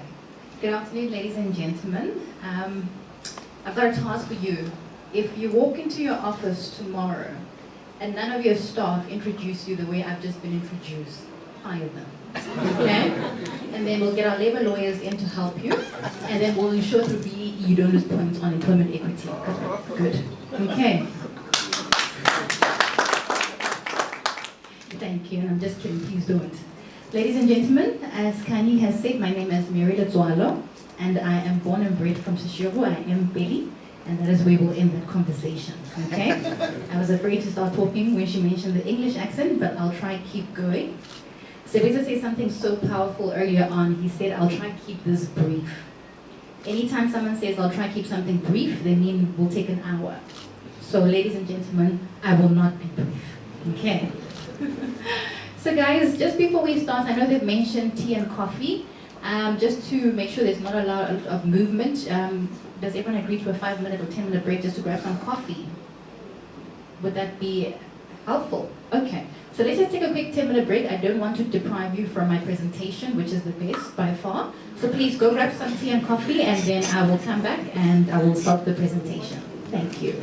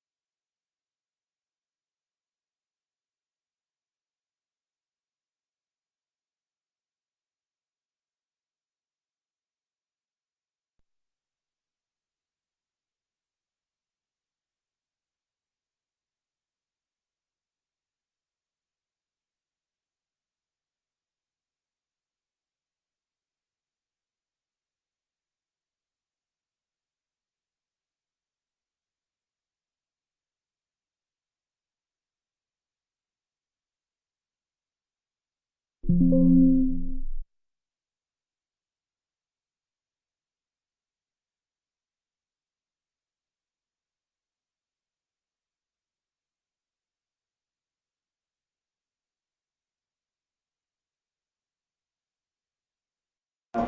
actually excited to inform that we managed to sign up learners or unemployed young people on a learnership program.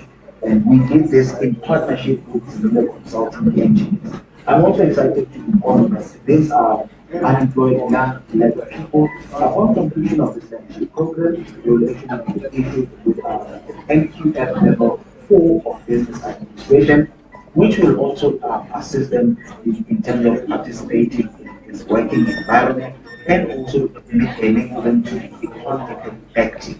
So for more information, you can actually contact us on the details below. Please do not forget to actually follow us on our social media, which will also be on the screen. Thank you so much. Goodbye.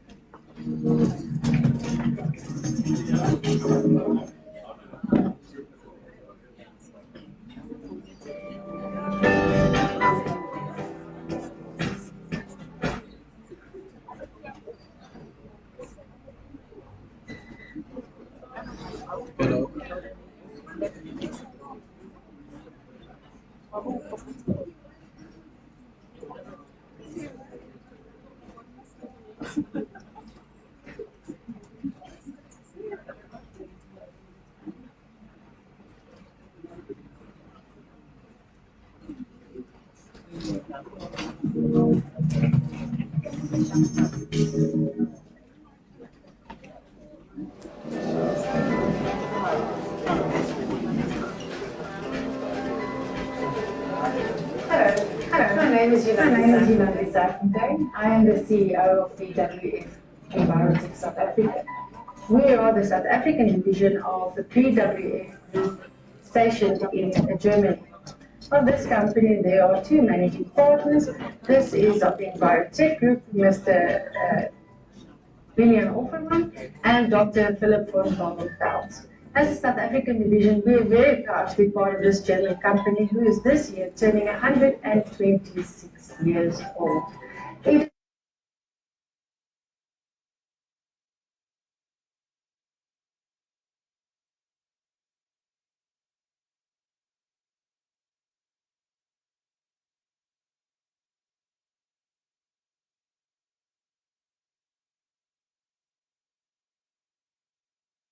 To client specification. Good day, ladies and gentlemen. I'll be starting with my presentation now. Thank you so much for that. I hope you've got some coffee, you've had some time to get some refreshments and condiments, and we can continue from here. So ladies and gentlemen, my presentation today is going to be based on ISO 9001-2015, which is a quality management system. Now before we get into what ISO 9001-2015 is, I just wanted to let you know that as you guys go through tender briefings or you continuously seek new opportunities, some of the requirements you're going to find yourself coming across is for the requirement of a quality management system. So what do I mean by that? If you're currently thinking of maybe working as a supplier with ESCOM, if you're currently thinking of working with SASOL, if you're currently thinking of working with other public entities, more and more the requirement for a quality management system is being requested. Now why? Because like Mr. Khulong said earlier, basari batshwenya, but most of our problems stem from the requirements of men. Okay, so I just wanted to make that clear. No, I'm just joking, guys. The requirement is coming more and more in because companies now want to ensure that whoever they are going to be working with, they are at their utmost best. They have quality standards in place of their own company, and they are able to deliver on the project or the requirement of the tender. So as we grow and as companies change, requirements, especially in the security, technological and construction sector, are going to require more compliance in terms of ISO standards. So it's always a good thing to get yourself at the forefront of this before it hits you and it becomes more and more of a requirement in your space. So ISO is actually a government, a non-governmental organization that was established in 1947. And what this company or what this organization does is that they decided, let's create standards that are equal across the board. So meaning that it shouldn't matter what country you come from, what language you speak. Quality in America should be measured the same as quality within South Africa. And that is the reason why they actually wanted to equalize standardization across the globe. So they came up and they developed standards. There's over 25,000 ISO standards. And the reason I'm only touching on ISO 9001 is because it's the most common standard that is certified. And that is the quality management system. So what is a quality management system? In simple terms, guys, a quality management is asking you guys, do you have, number one, correct policies in place, correct processes, and correct procedures? Now, as we've been going through the presentation, there's been a lot of talk about, do you have policies, do you have policies, and do you have policies?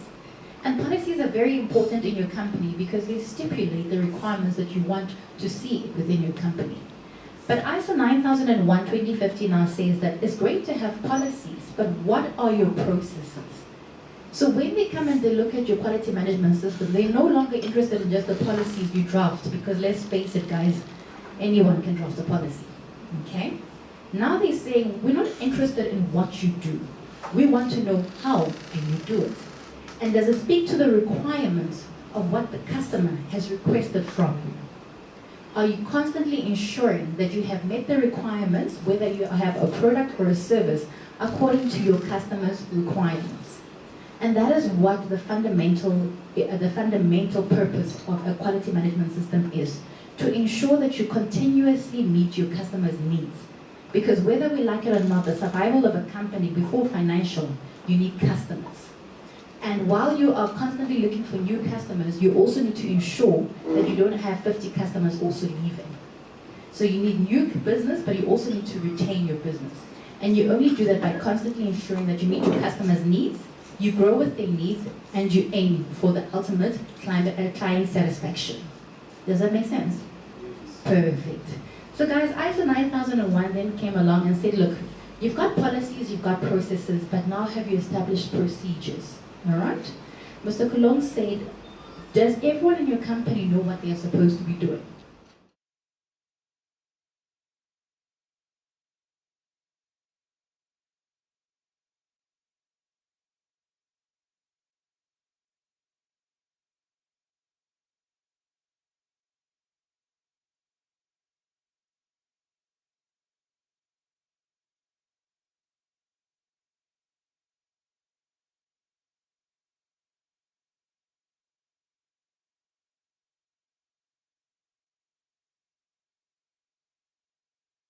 Requirements shortly.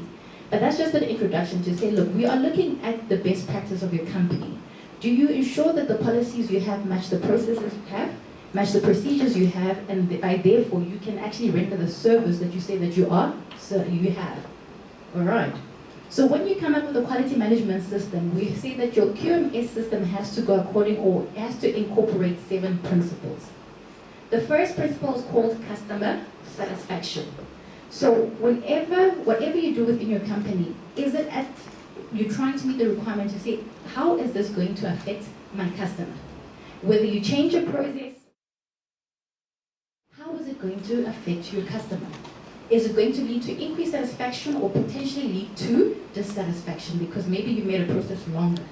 Does that make sense? And by making it longer now, it means that your client, what was supposed to be done in 5 days is now going to be done in 10 days. Okay, so whenever you think about changing a process or a procedure, you've got to ask yourself, or even establishing one, how is it going to affect your customer? Because customers have to be at the heart of your quality management system. That's the first principle. The second principle we look at is leadership, very important. And that is, your leadership structure is what drives your vision. So does your top management buy into your vision? Because they have to drive it. Does your top management actually buy into your quality management system because they're the ones who have to, it has to be pushed from their side? Do they know how to communicate with customers, what they need to communicate?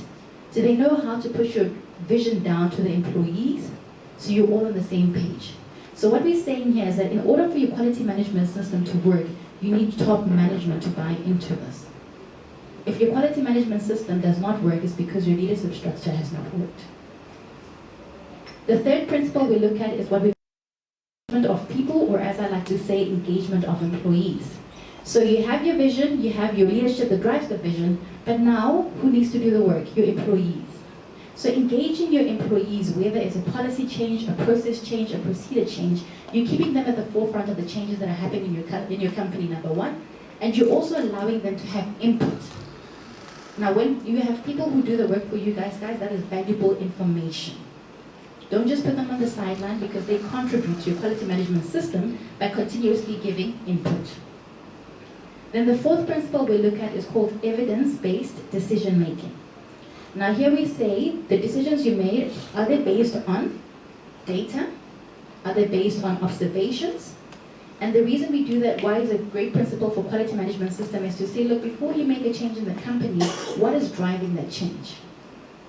What are you basing that change on? So maybe you want to include a new service such as energy management, because of something that's coming to the forefront given the current situation of our country. But what is driving to say you guys can actually provide the service? Do you have the right number of resources? Do you have everything in place, the structures that you need, the people that you need to actually bring the service about? So it says that when you make decisions, what do you base them off? The fifth principle that we look at is called relationship management. And here we say, look, for your company to work, at times you need to have external providers, or what we call subcontractors, right, or suppliers. Now, when you have people who you work with externally, how do you manage those relationships? Because whether we like it or not, those relationships can have a potential to impact your business. So we always constantly need to make sure, do we have correct SLAs in place? What are the needs from my suppliers? What are their expectations? What are my expectations? Do they know what I need from them? And that just ensures that you guys are on the same page, because whether you like it or not, your client is not going to come to you and say, I am angry because of what your supplier did. They're going to come and say to you, I am angry because of what Bileng did. You are the face of the company, irrespective of who your shareholders or stakeholders are. So managing those relationships is of importance, because it does affect you. Then the sixth principle that we look at is called process approach. And like I'm saying, that is the hard line of also quality management system, because we're looking at your processes. From where do you start to from where you finish? What is needed? What process must happen to ensure that you can deliver on the service at the requirements that are needed? So you have to document those processes. I work with a lot of clients who always say, but my staff know what they're supposed to be doing. And I say, wonderful, amazing. But you're going to grow and you're going to acquire new staff. How are you going to integrate them in the business if you're no longer here? So document those processes, because it ensures you have uniformity in your company, but it also ensures that if there is ever a process breakdown, you'll be able to pinpoint exactly where it came from. So by documenting your processes, while it might be an administrative task for some, it saves you a lot of time, because every time you grow, or every time you need to do more training, or every time you need to integrate new people, you already have a baseline to start from. And anytime you want a change in a process, the first process was already documented, so you can make the changes accordingly. And then the last principle that we have is called improvement. And here we're saying, look, you can have the base quality management system in the house, but because there are always factors such as changing markets, changing prices, pandemics, it means that your quality management system will always be under a state of improvement. So no matter how good your quality management system is, there is always room for improvement because of the external factors that we face. So those are just the principles that we say incorporate or think about when you start thinking of implementing a quality management system within your business. Then we go on and we look at the requirements. Now I'm not going to, for the sake of time, I'm not going to touch on the first three because they're illustrative. So now, if you want to be ISO certified, we're saying to you that you need to actually meet the requirements of the structure. There's 10 clauses, and you need to ensure that your quality management system incorporates these 10 clauses. Now, like I said, I'm not going to touch on the first three because they're administrative, so I'm going to go to clause 4, which talks to the context of the organization. Now, under the context of the organization, I'm saying, has your organization taken time to actually sit down and actually note or document the internal and external factors that currently affect you. So if you have a construction company, what are some of the internal issues that you run into? Okay? Internally, I'm saying, what are the issues that you run into that you have the potential to change? Such as maybe absenteeism, late coming, and all of those things. Whereas when I'm talking about external factors, I'm talking about maybe subcontractors not pitching on site, maybe you have issues in terms of load shedding, maybe you have issues in terms of increased fuel prices. Those are external factors, meaning they're out of your control. So for you to actually implement a quality management system, you have to be aware of these factors because they become your potential risks. And the reason why some companies are no longer existing today is because they couldn't oversee or they couldn't foresee some of the potential risks that they could run into. An example of this might be COVID 2020, and no one thought the pandemic would hit us, but it did. And a lot of us were caught unprepared. So in clause 4, we're just saying be aware and mindful of some of the issues that can affect your company. And then secondly, be also aware of your interested and affected parties. So once again, everyone you work with, what are the expectations? Your landlord expects you to pay your rent. Your employees expect you to pay their salaries. They expect you to train them, to maybe help them grow within the company. So what are the needs and expectations of your clients? They want a product or they want a service delivered in the time at the budget that they requested, for example. And by drawing this down and knowing the needs and expectations of your interested and affected party, guys, you're not saying, yes, I'm going to do everything, because your employees might want a Lamborghini. And please, by all means, if they want it, give it to them, okay? But all we're saying is that once you know the expectations of the people that you affect or who affect you, you know how to handle those relationships more. So all we're saying is that be more aware of your business and some of the issues or the factors that can affect you, because that's what is going to help build your scope of your quality management system. Then we go down to leadership once again. Like I said, leadership is a very important factor, because once again we're saying you need to develop then what we call a quality policy. And in order to develop a quality policy, you need your top management's input, all right? And they are the same people who are going to drive your quality management policy to the employees, so that you need their buy-in, all right? Have you ever tried to put a policy through, but your leadership didn't follow it? It's very risky, okay? So once you have the buy-in from your top management, then what we're saying here is that once you have developed a quality policy, you need to communicate the quality policy to your staff, to your customers, and you then to ensure that you live by that quality policy. The sixth clause we look at, then we look at what we call planning. Now by planning, we're saying, look, in clause 4, we came up with potential risks. Now what are the plans to mitigate some of these risks? Okay, so if you have a subcontractor or a supplier who constantly lets you down, what is your plan in order to avert that risk? So maybe next time you'll get quotations from other suppliers or contractors, okay? That might be a little bit more pricier, but based on the behavior of your current supplier, you now know that this is a potential risk if you're ever going to use them again. So therefore you mitigate that risk by always having a second or a third option, just to give you an example. So by planning, we're just saying, look, you come up with potential risks for your company, but now how are you going to mitigate them, okay? And you can have plans in place. Maybe you have employees in the company and every day you walk in, they ask you, what am I supposed to be doing today? Okay? And if you have, you have issues, yeah. And if you have that as well, then you can say, all right, maybe this might be one of your potential risks with the company, and that is not everyone knows what they're supposed to be doing, okay? So maybe you need to redefine your job descriptions. Maybe you need to redefine your contracts. Maybe training is something that you still need to do. Workshops, awareness. So you say you have to list those factors down, so you have a way or a plan to mitigate them going forward. Then clause 7 speaks about support. And support here, I'm saying, do you have the right people in the right places? Okay? And if you don't, that's not a worry.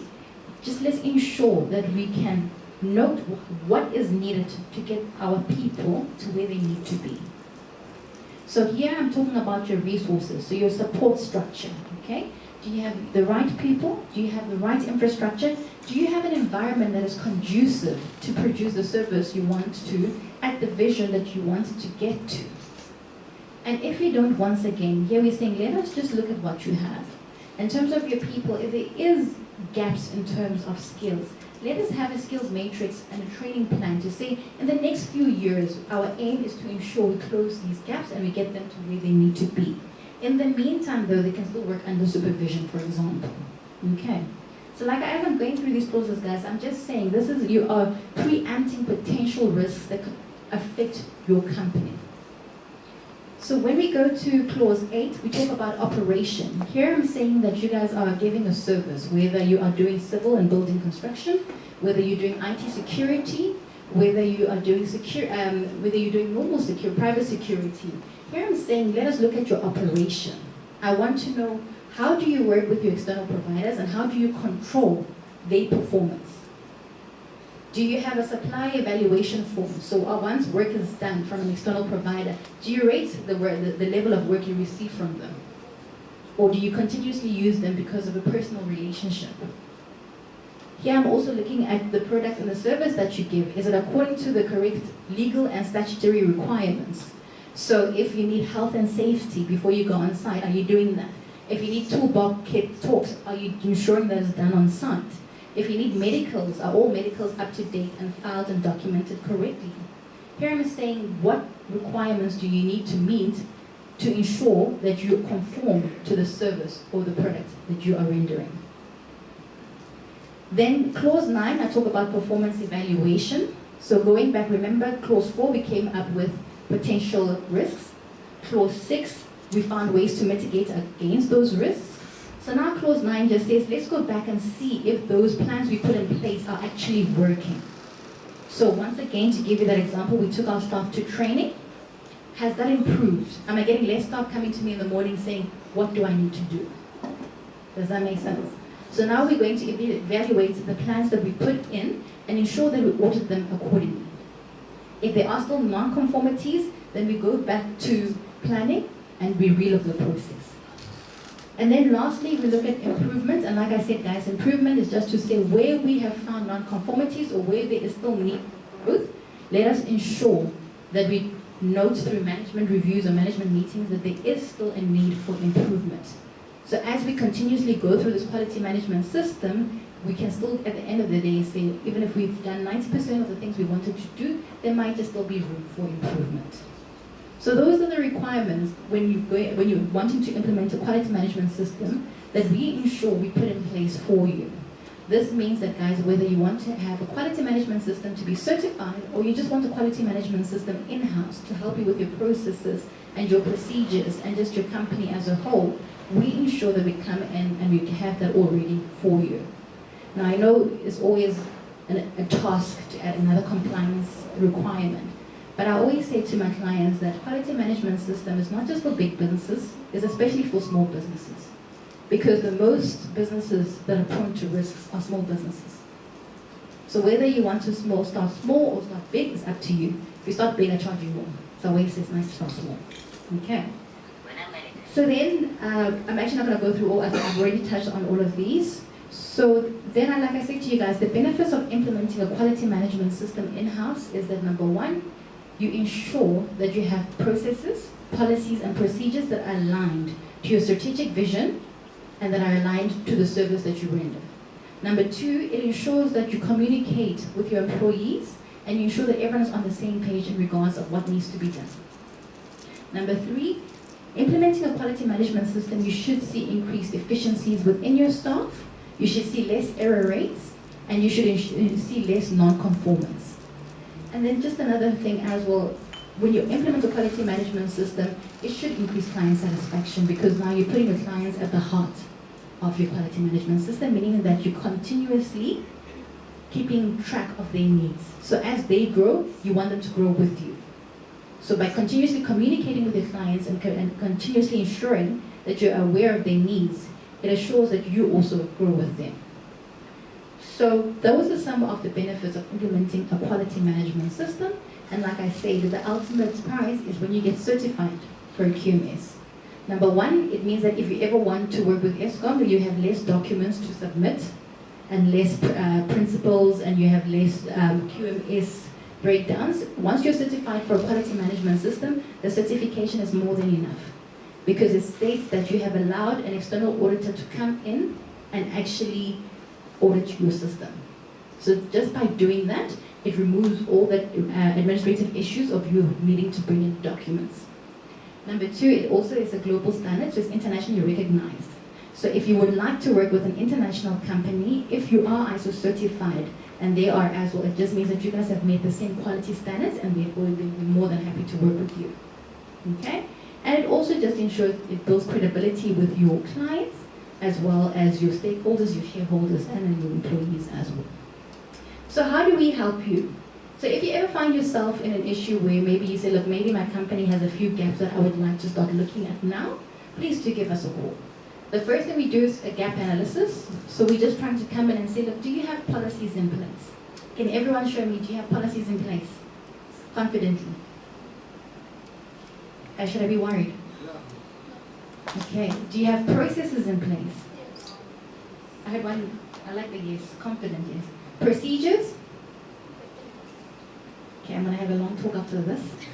So all we do during the gap analysis, we're just going through your company and we're saying, look, what do you guys currently have? Where are you not conforming? And what work still needs to be done to get you to the level that you need to be at? Once we've done the gap analysis, we give you a gap analysis audit. And then from there, we do consulting with you where we help you in terms of closing the gaps that we found. So here we're saying, look, let us help you train your staff in terms of ISO awareness. Let us help you with your job descriptions and see if you have everything in place. Let us help you with the gaps that we identified and help you close them. Then once that is done, we implement the system for you, because if you ever want to get certified for ISO, you need to have a system that has been implemented at least 3 to 6 months. So we come and we'll help you implement that system, and then we assist you on your road to certification with an external auditor. And ladies and gentlemen, that is what we do from MPLA Group in terms of ISO. I've only spoken about the quality management system, but there's also multiple other standards that we work with. So please, after this, if there's something you want to know, just grab me at the back, then we can discuss it. All right. That was nice, short and sweet, wasn't it? Oh, yeah, lovely. Is there any questions? Burning questions? Okay, we'll do this one-on-one. Ladies and gentlemen, thank you so much.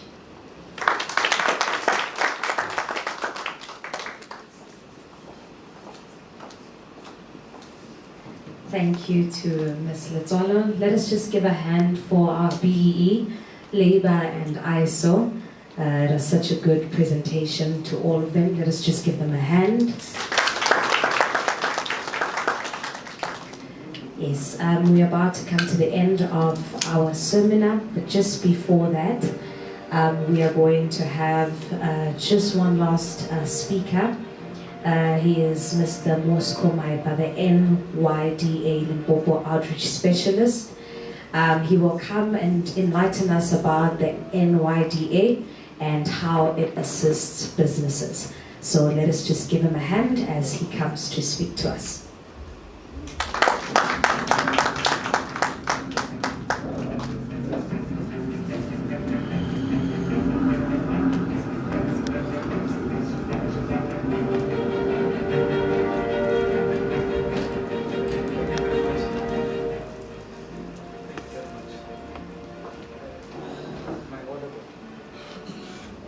Thank you very much.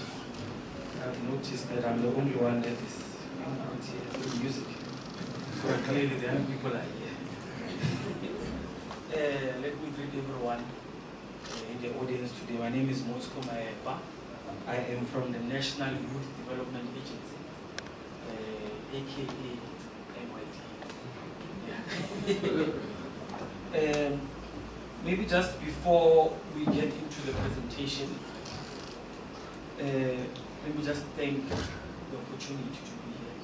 There's so many things that were said here that I'm going to speak also apart from. And I'm happy that we have such presentations, we have such initiatives, and then as NYDA we're invited to such things. So, NYDA, who are we, what do we do, and why? So NYDA there was an act of government, Act 54 of 2008, where young people, in fact, the year before, young people sat down and said to government, we need you guys to assist us, especially directed programs that speak to young people.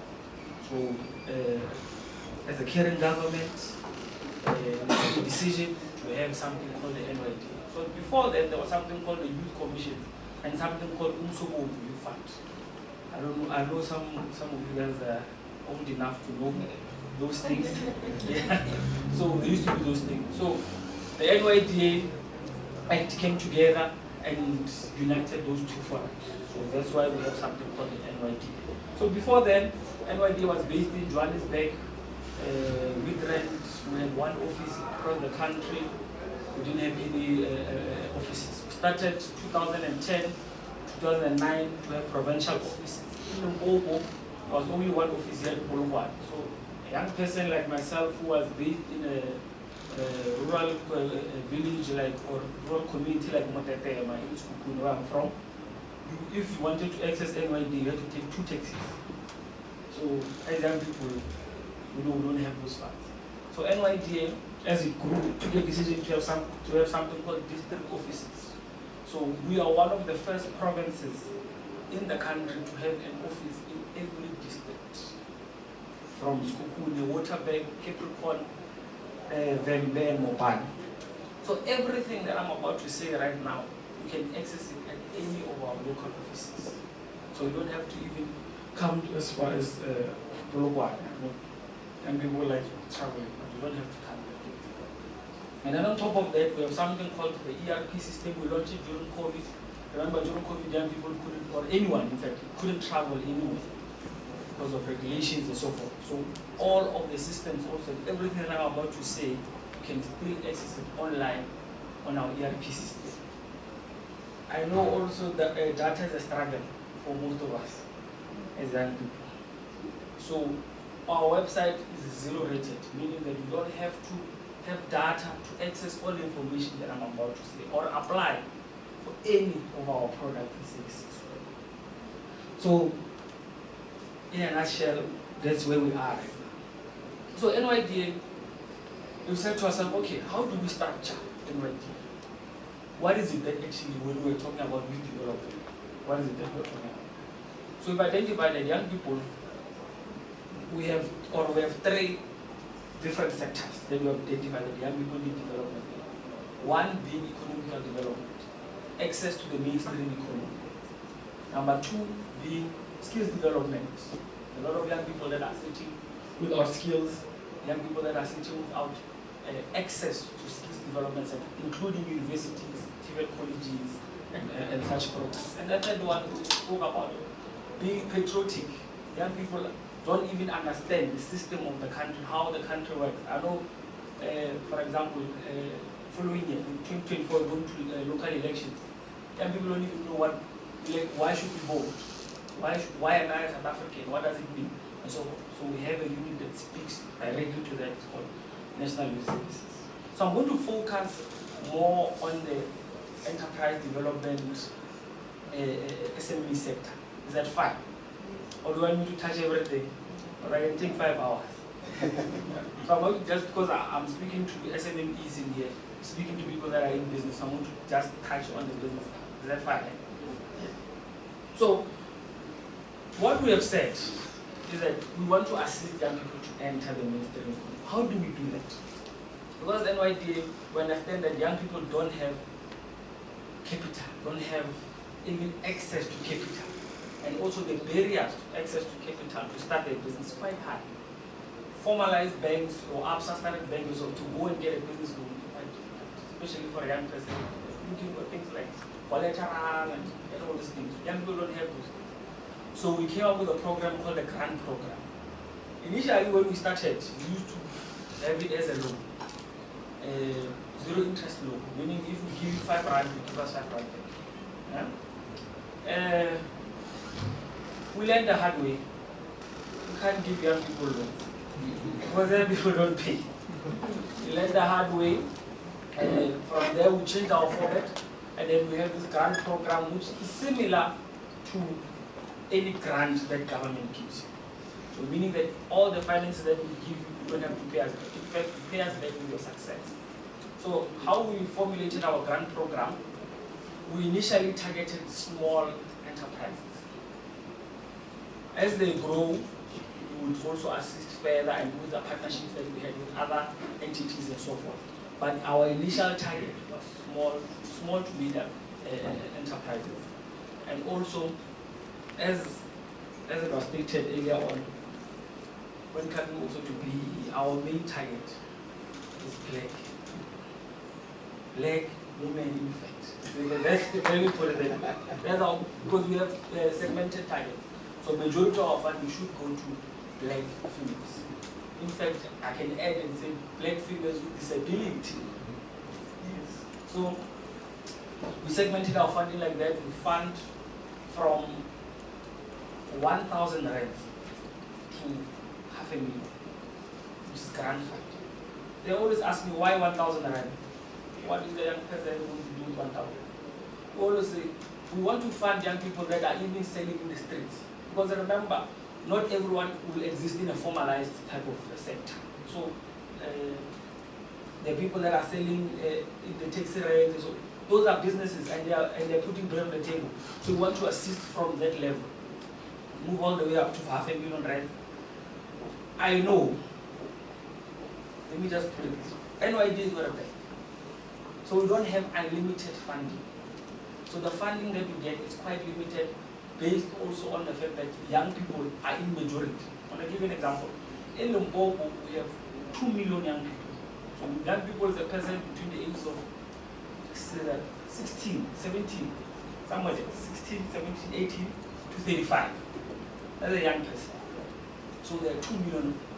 So if we took the budget that we got from Treasury, remember we're an entity of government, so we funded by Treasury, it roughly amounts to like 5.5 million in the province.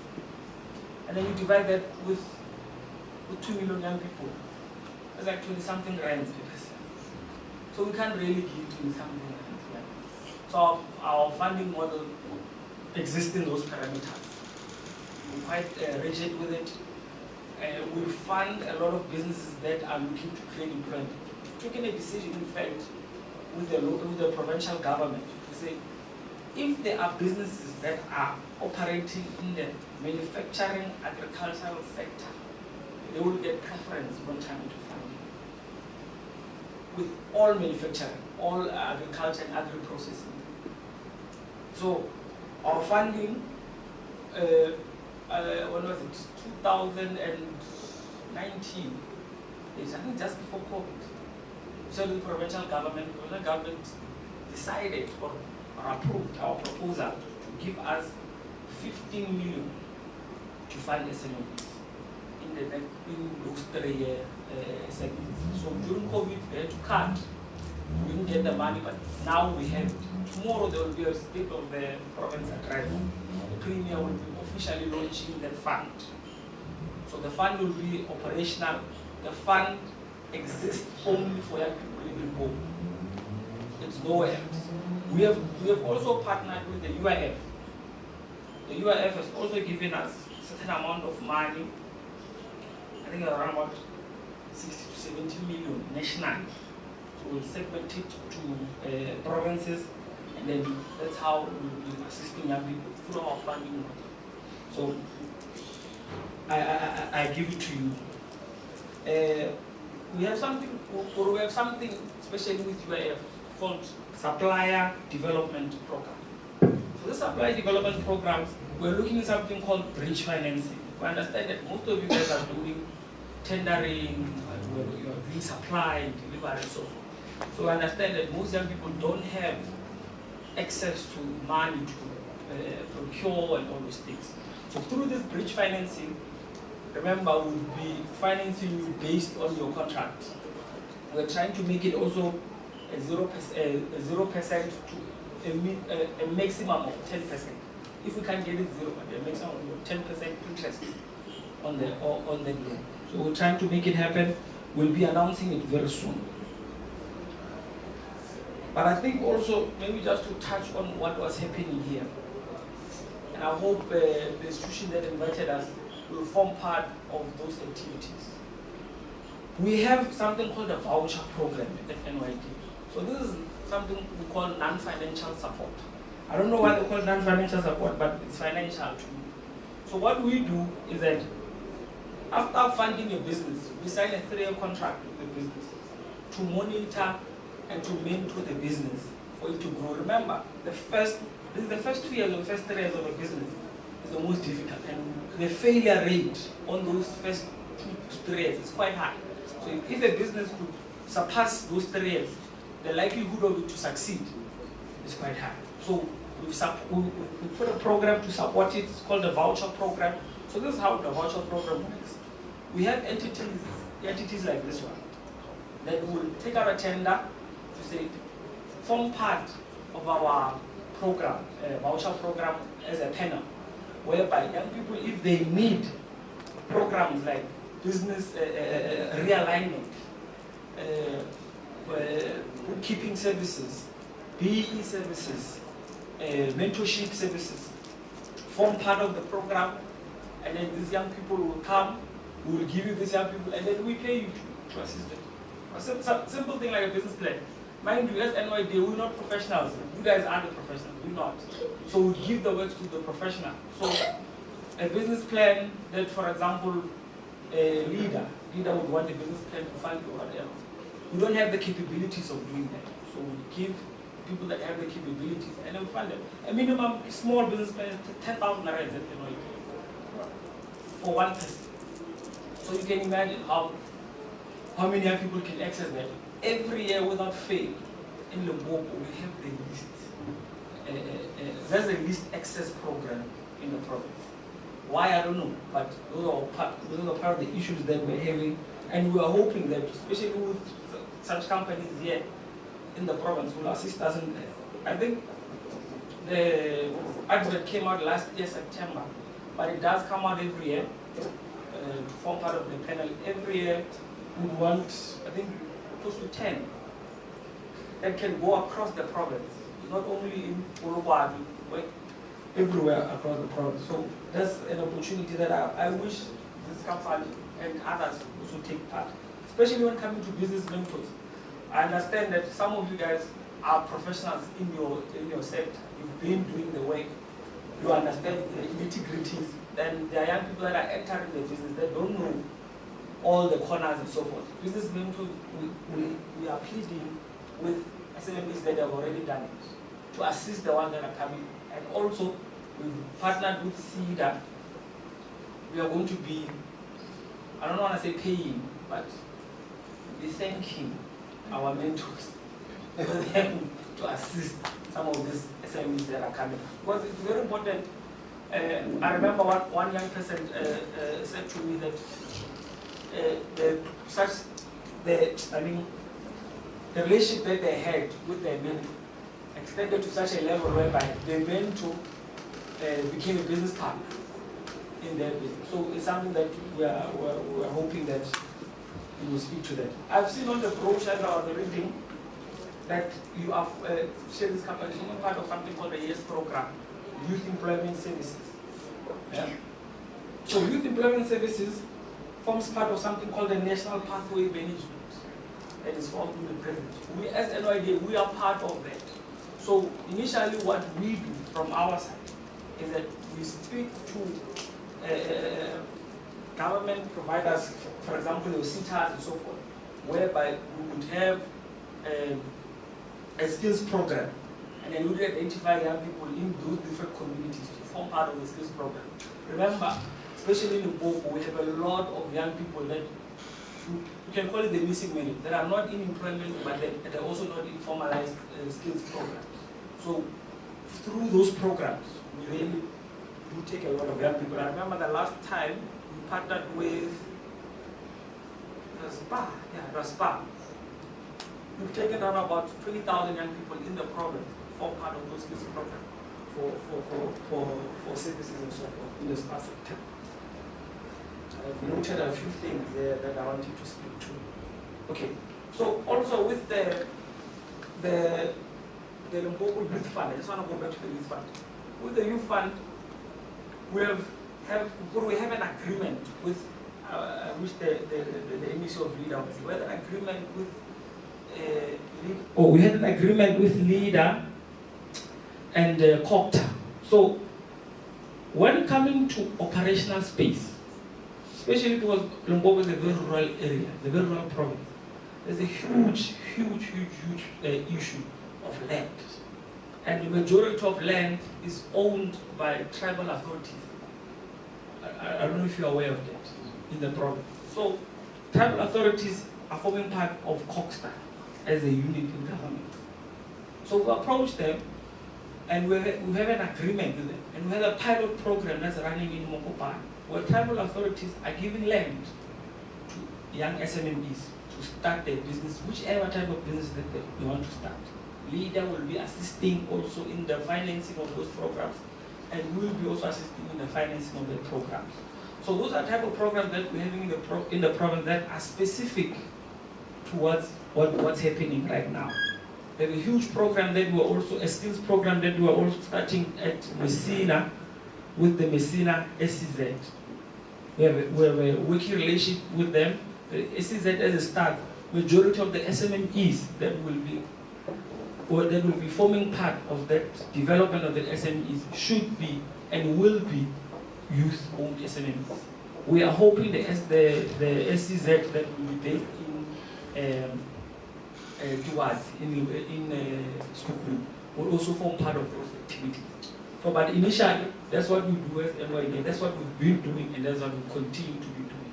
So some of the programs, I would want you guys to maybe come to our offices. You just right here down the road from here, in Skuman Street, just opposite Library Gardens. Just come by, pop by. Most of the information that we also have put on our social media pages, put on our website.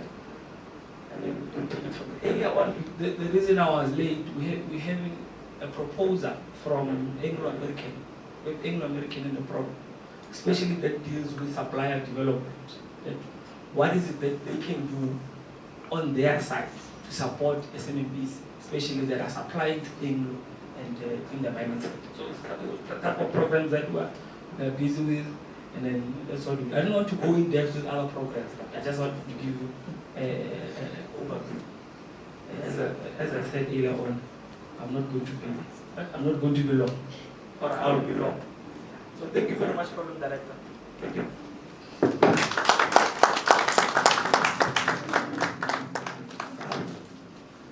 Thank you so much. I believe it's Moscow Maibane from the NYDA.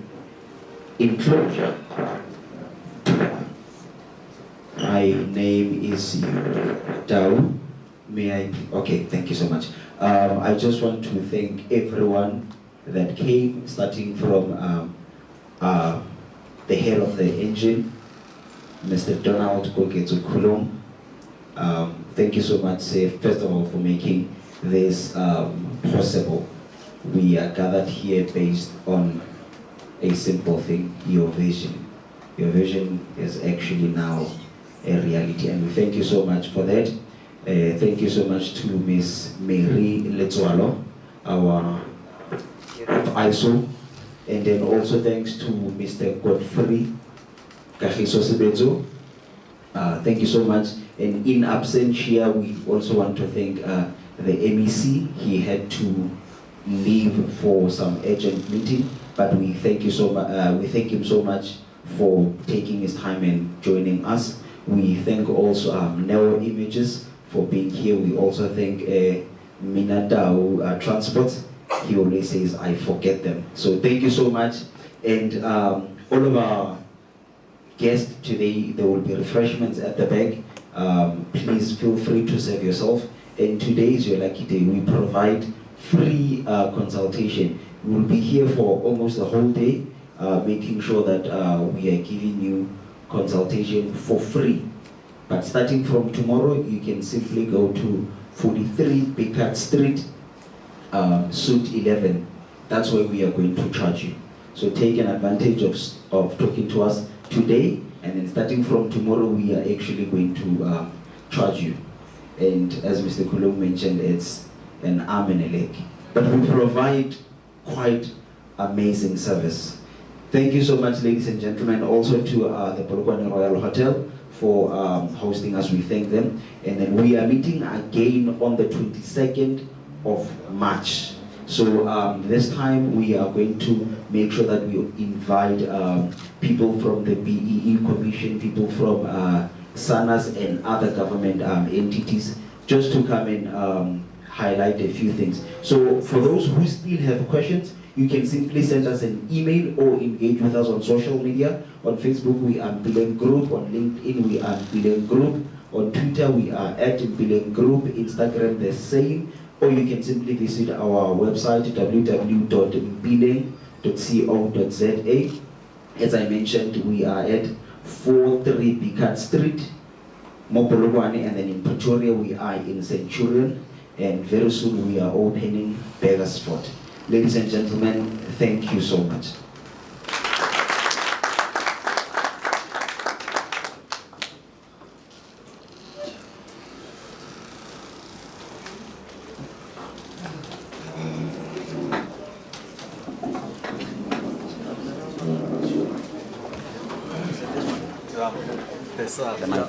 Is it this one?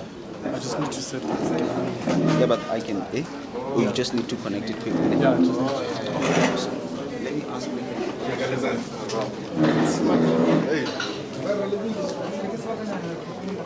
Hey.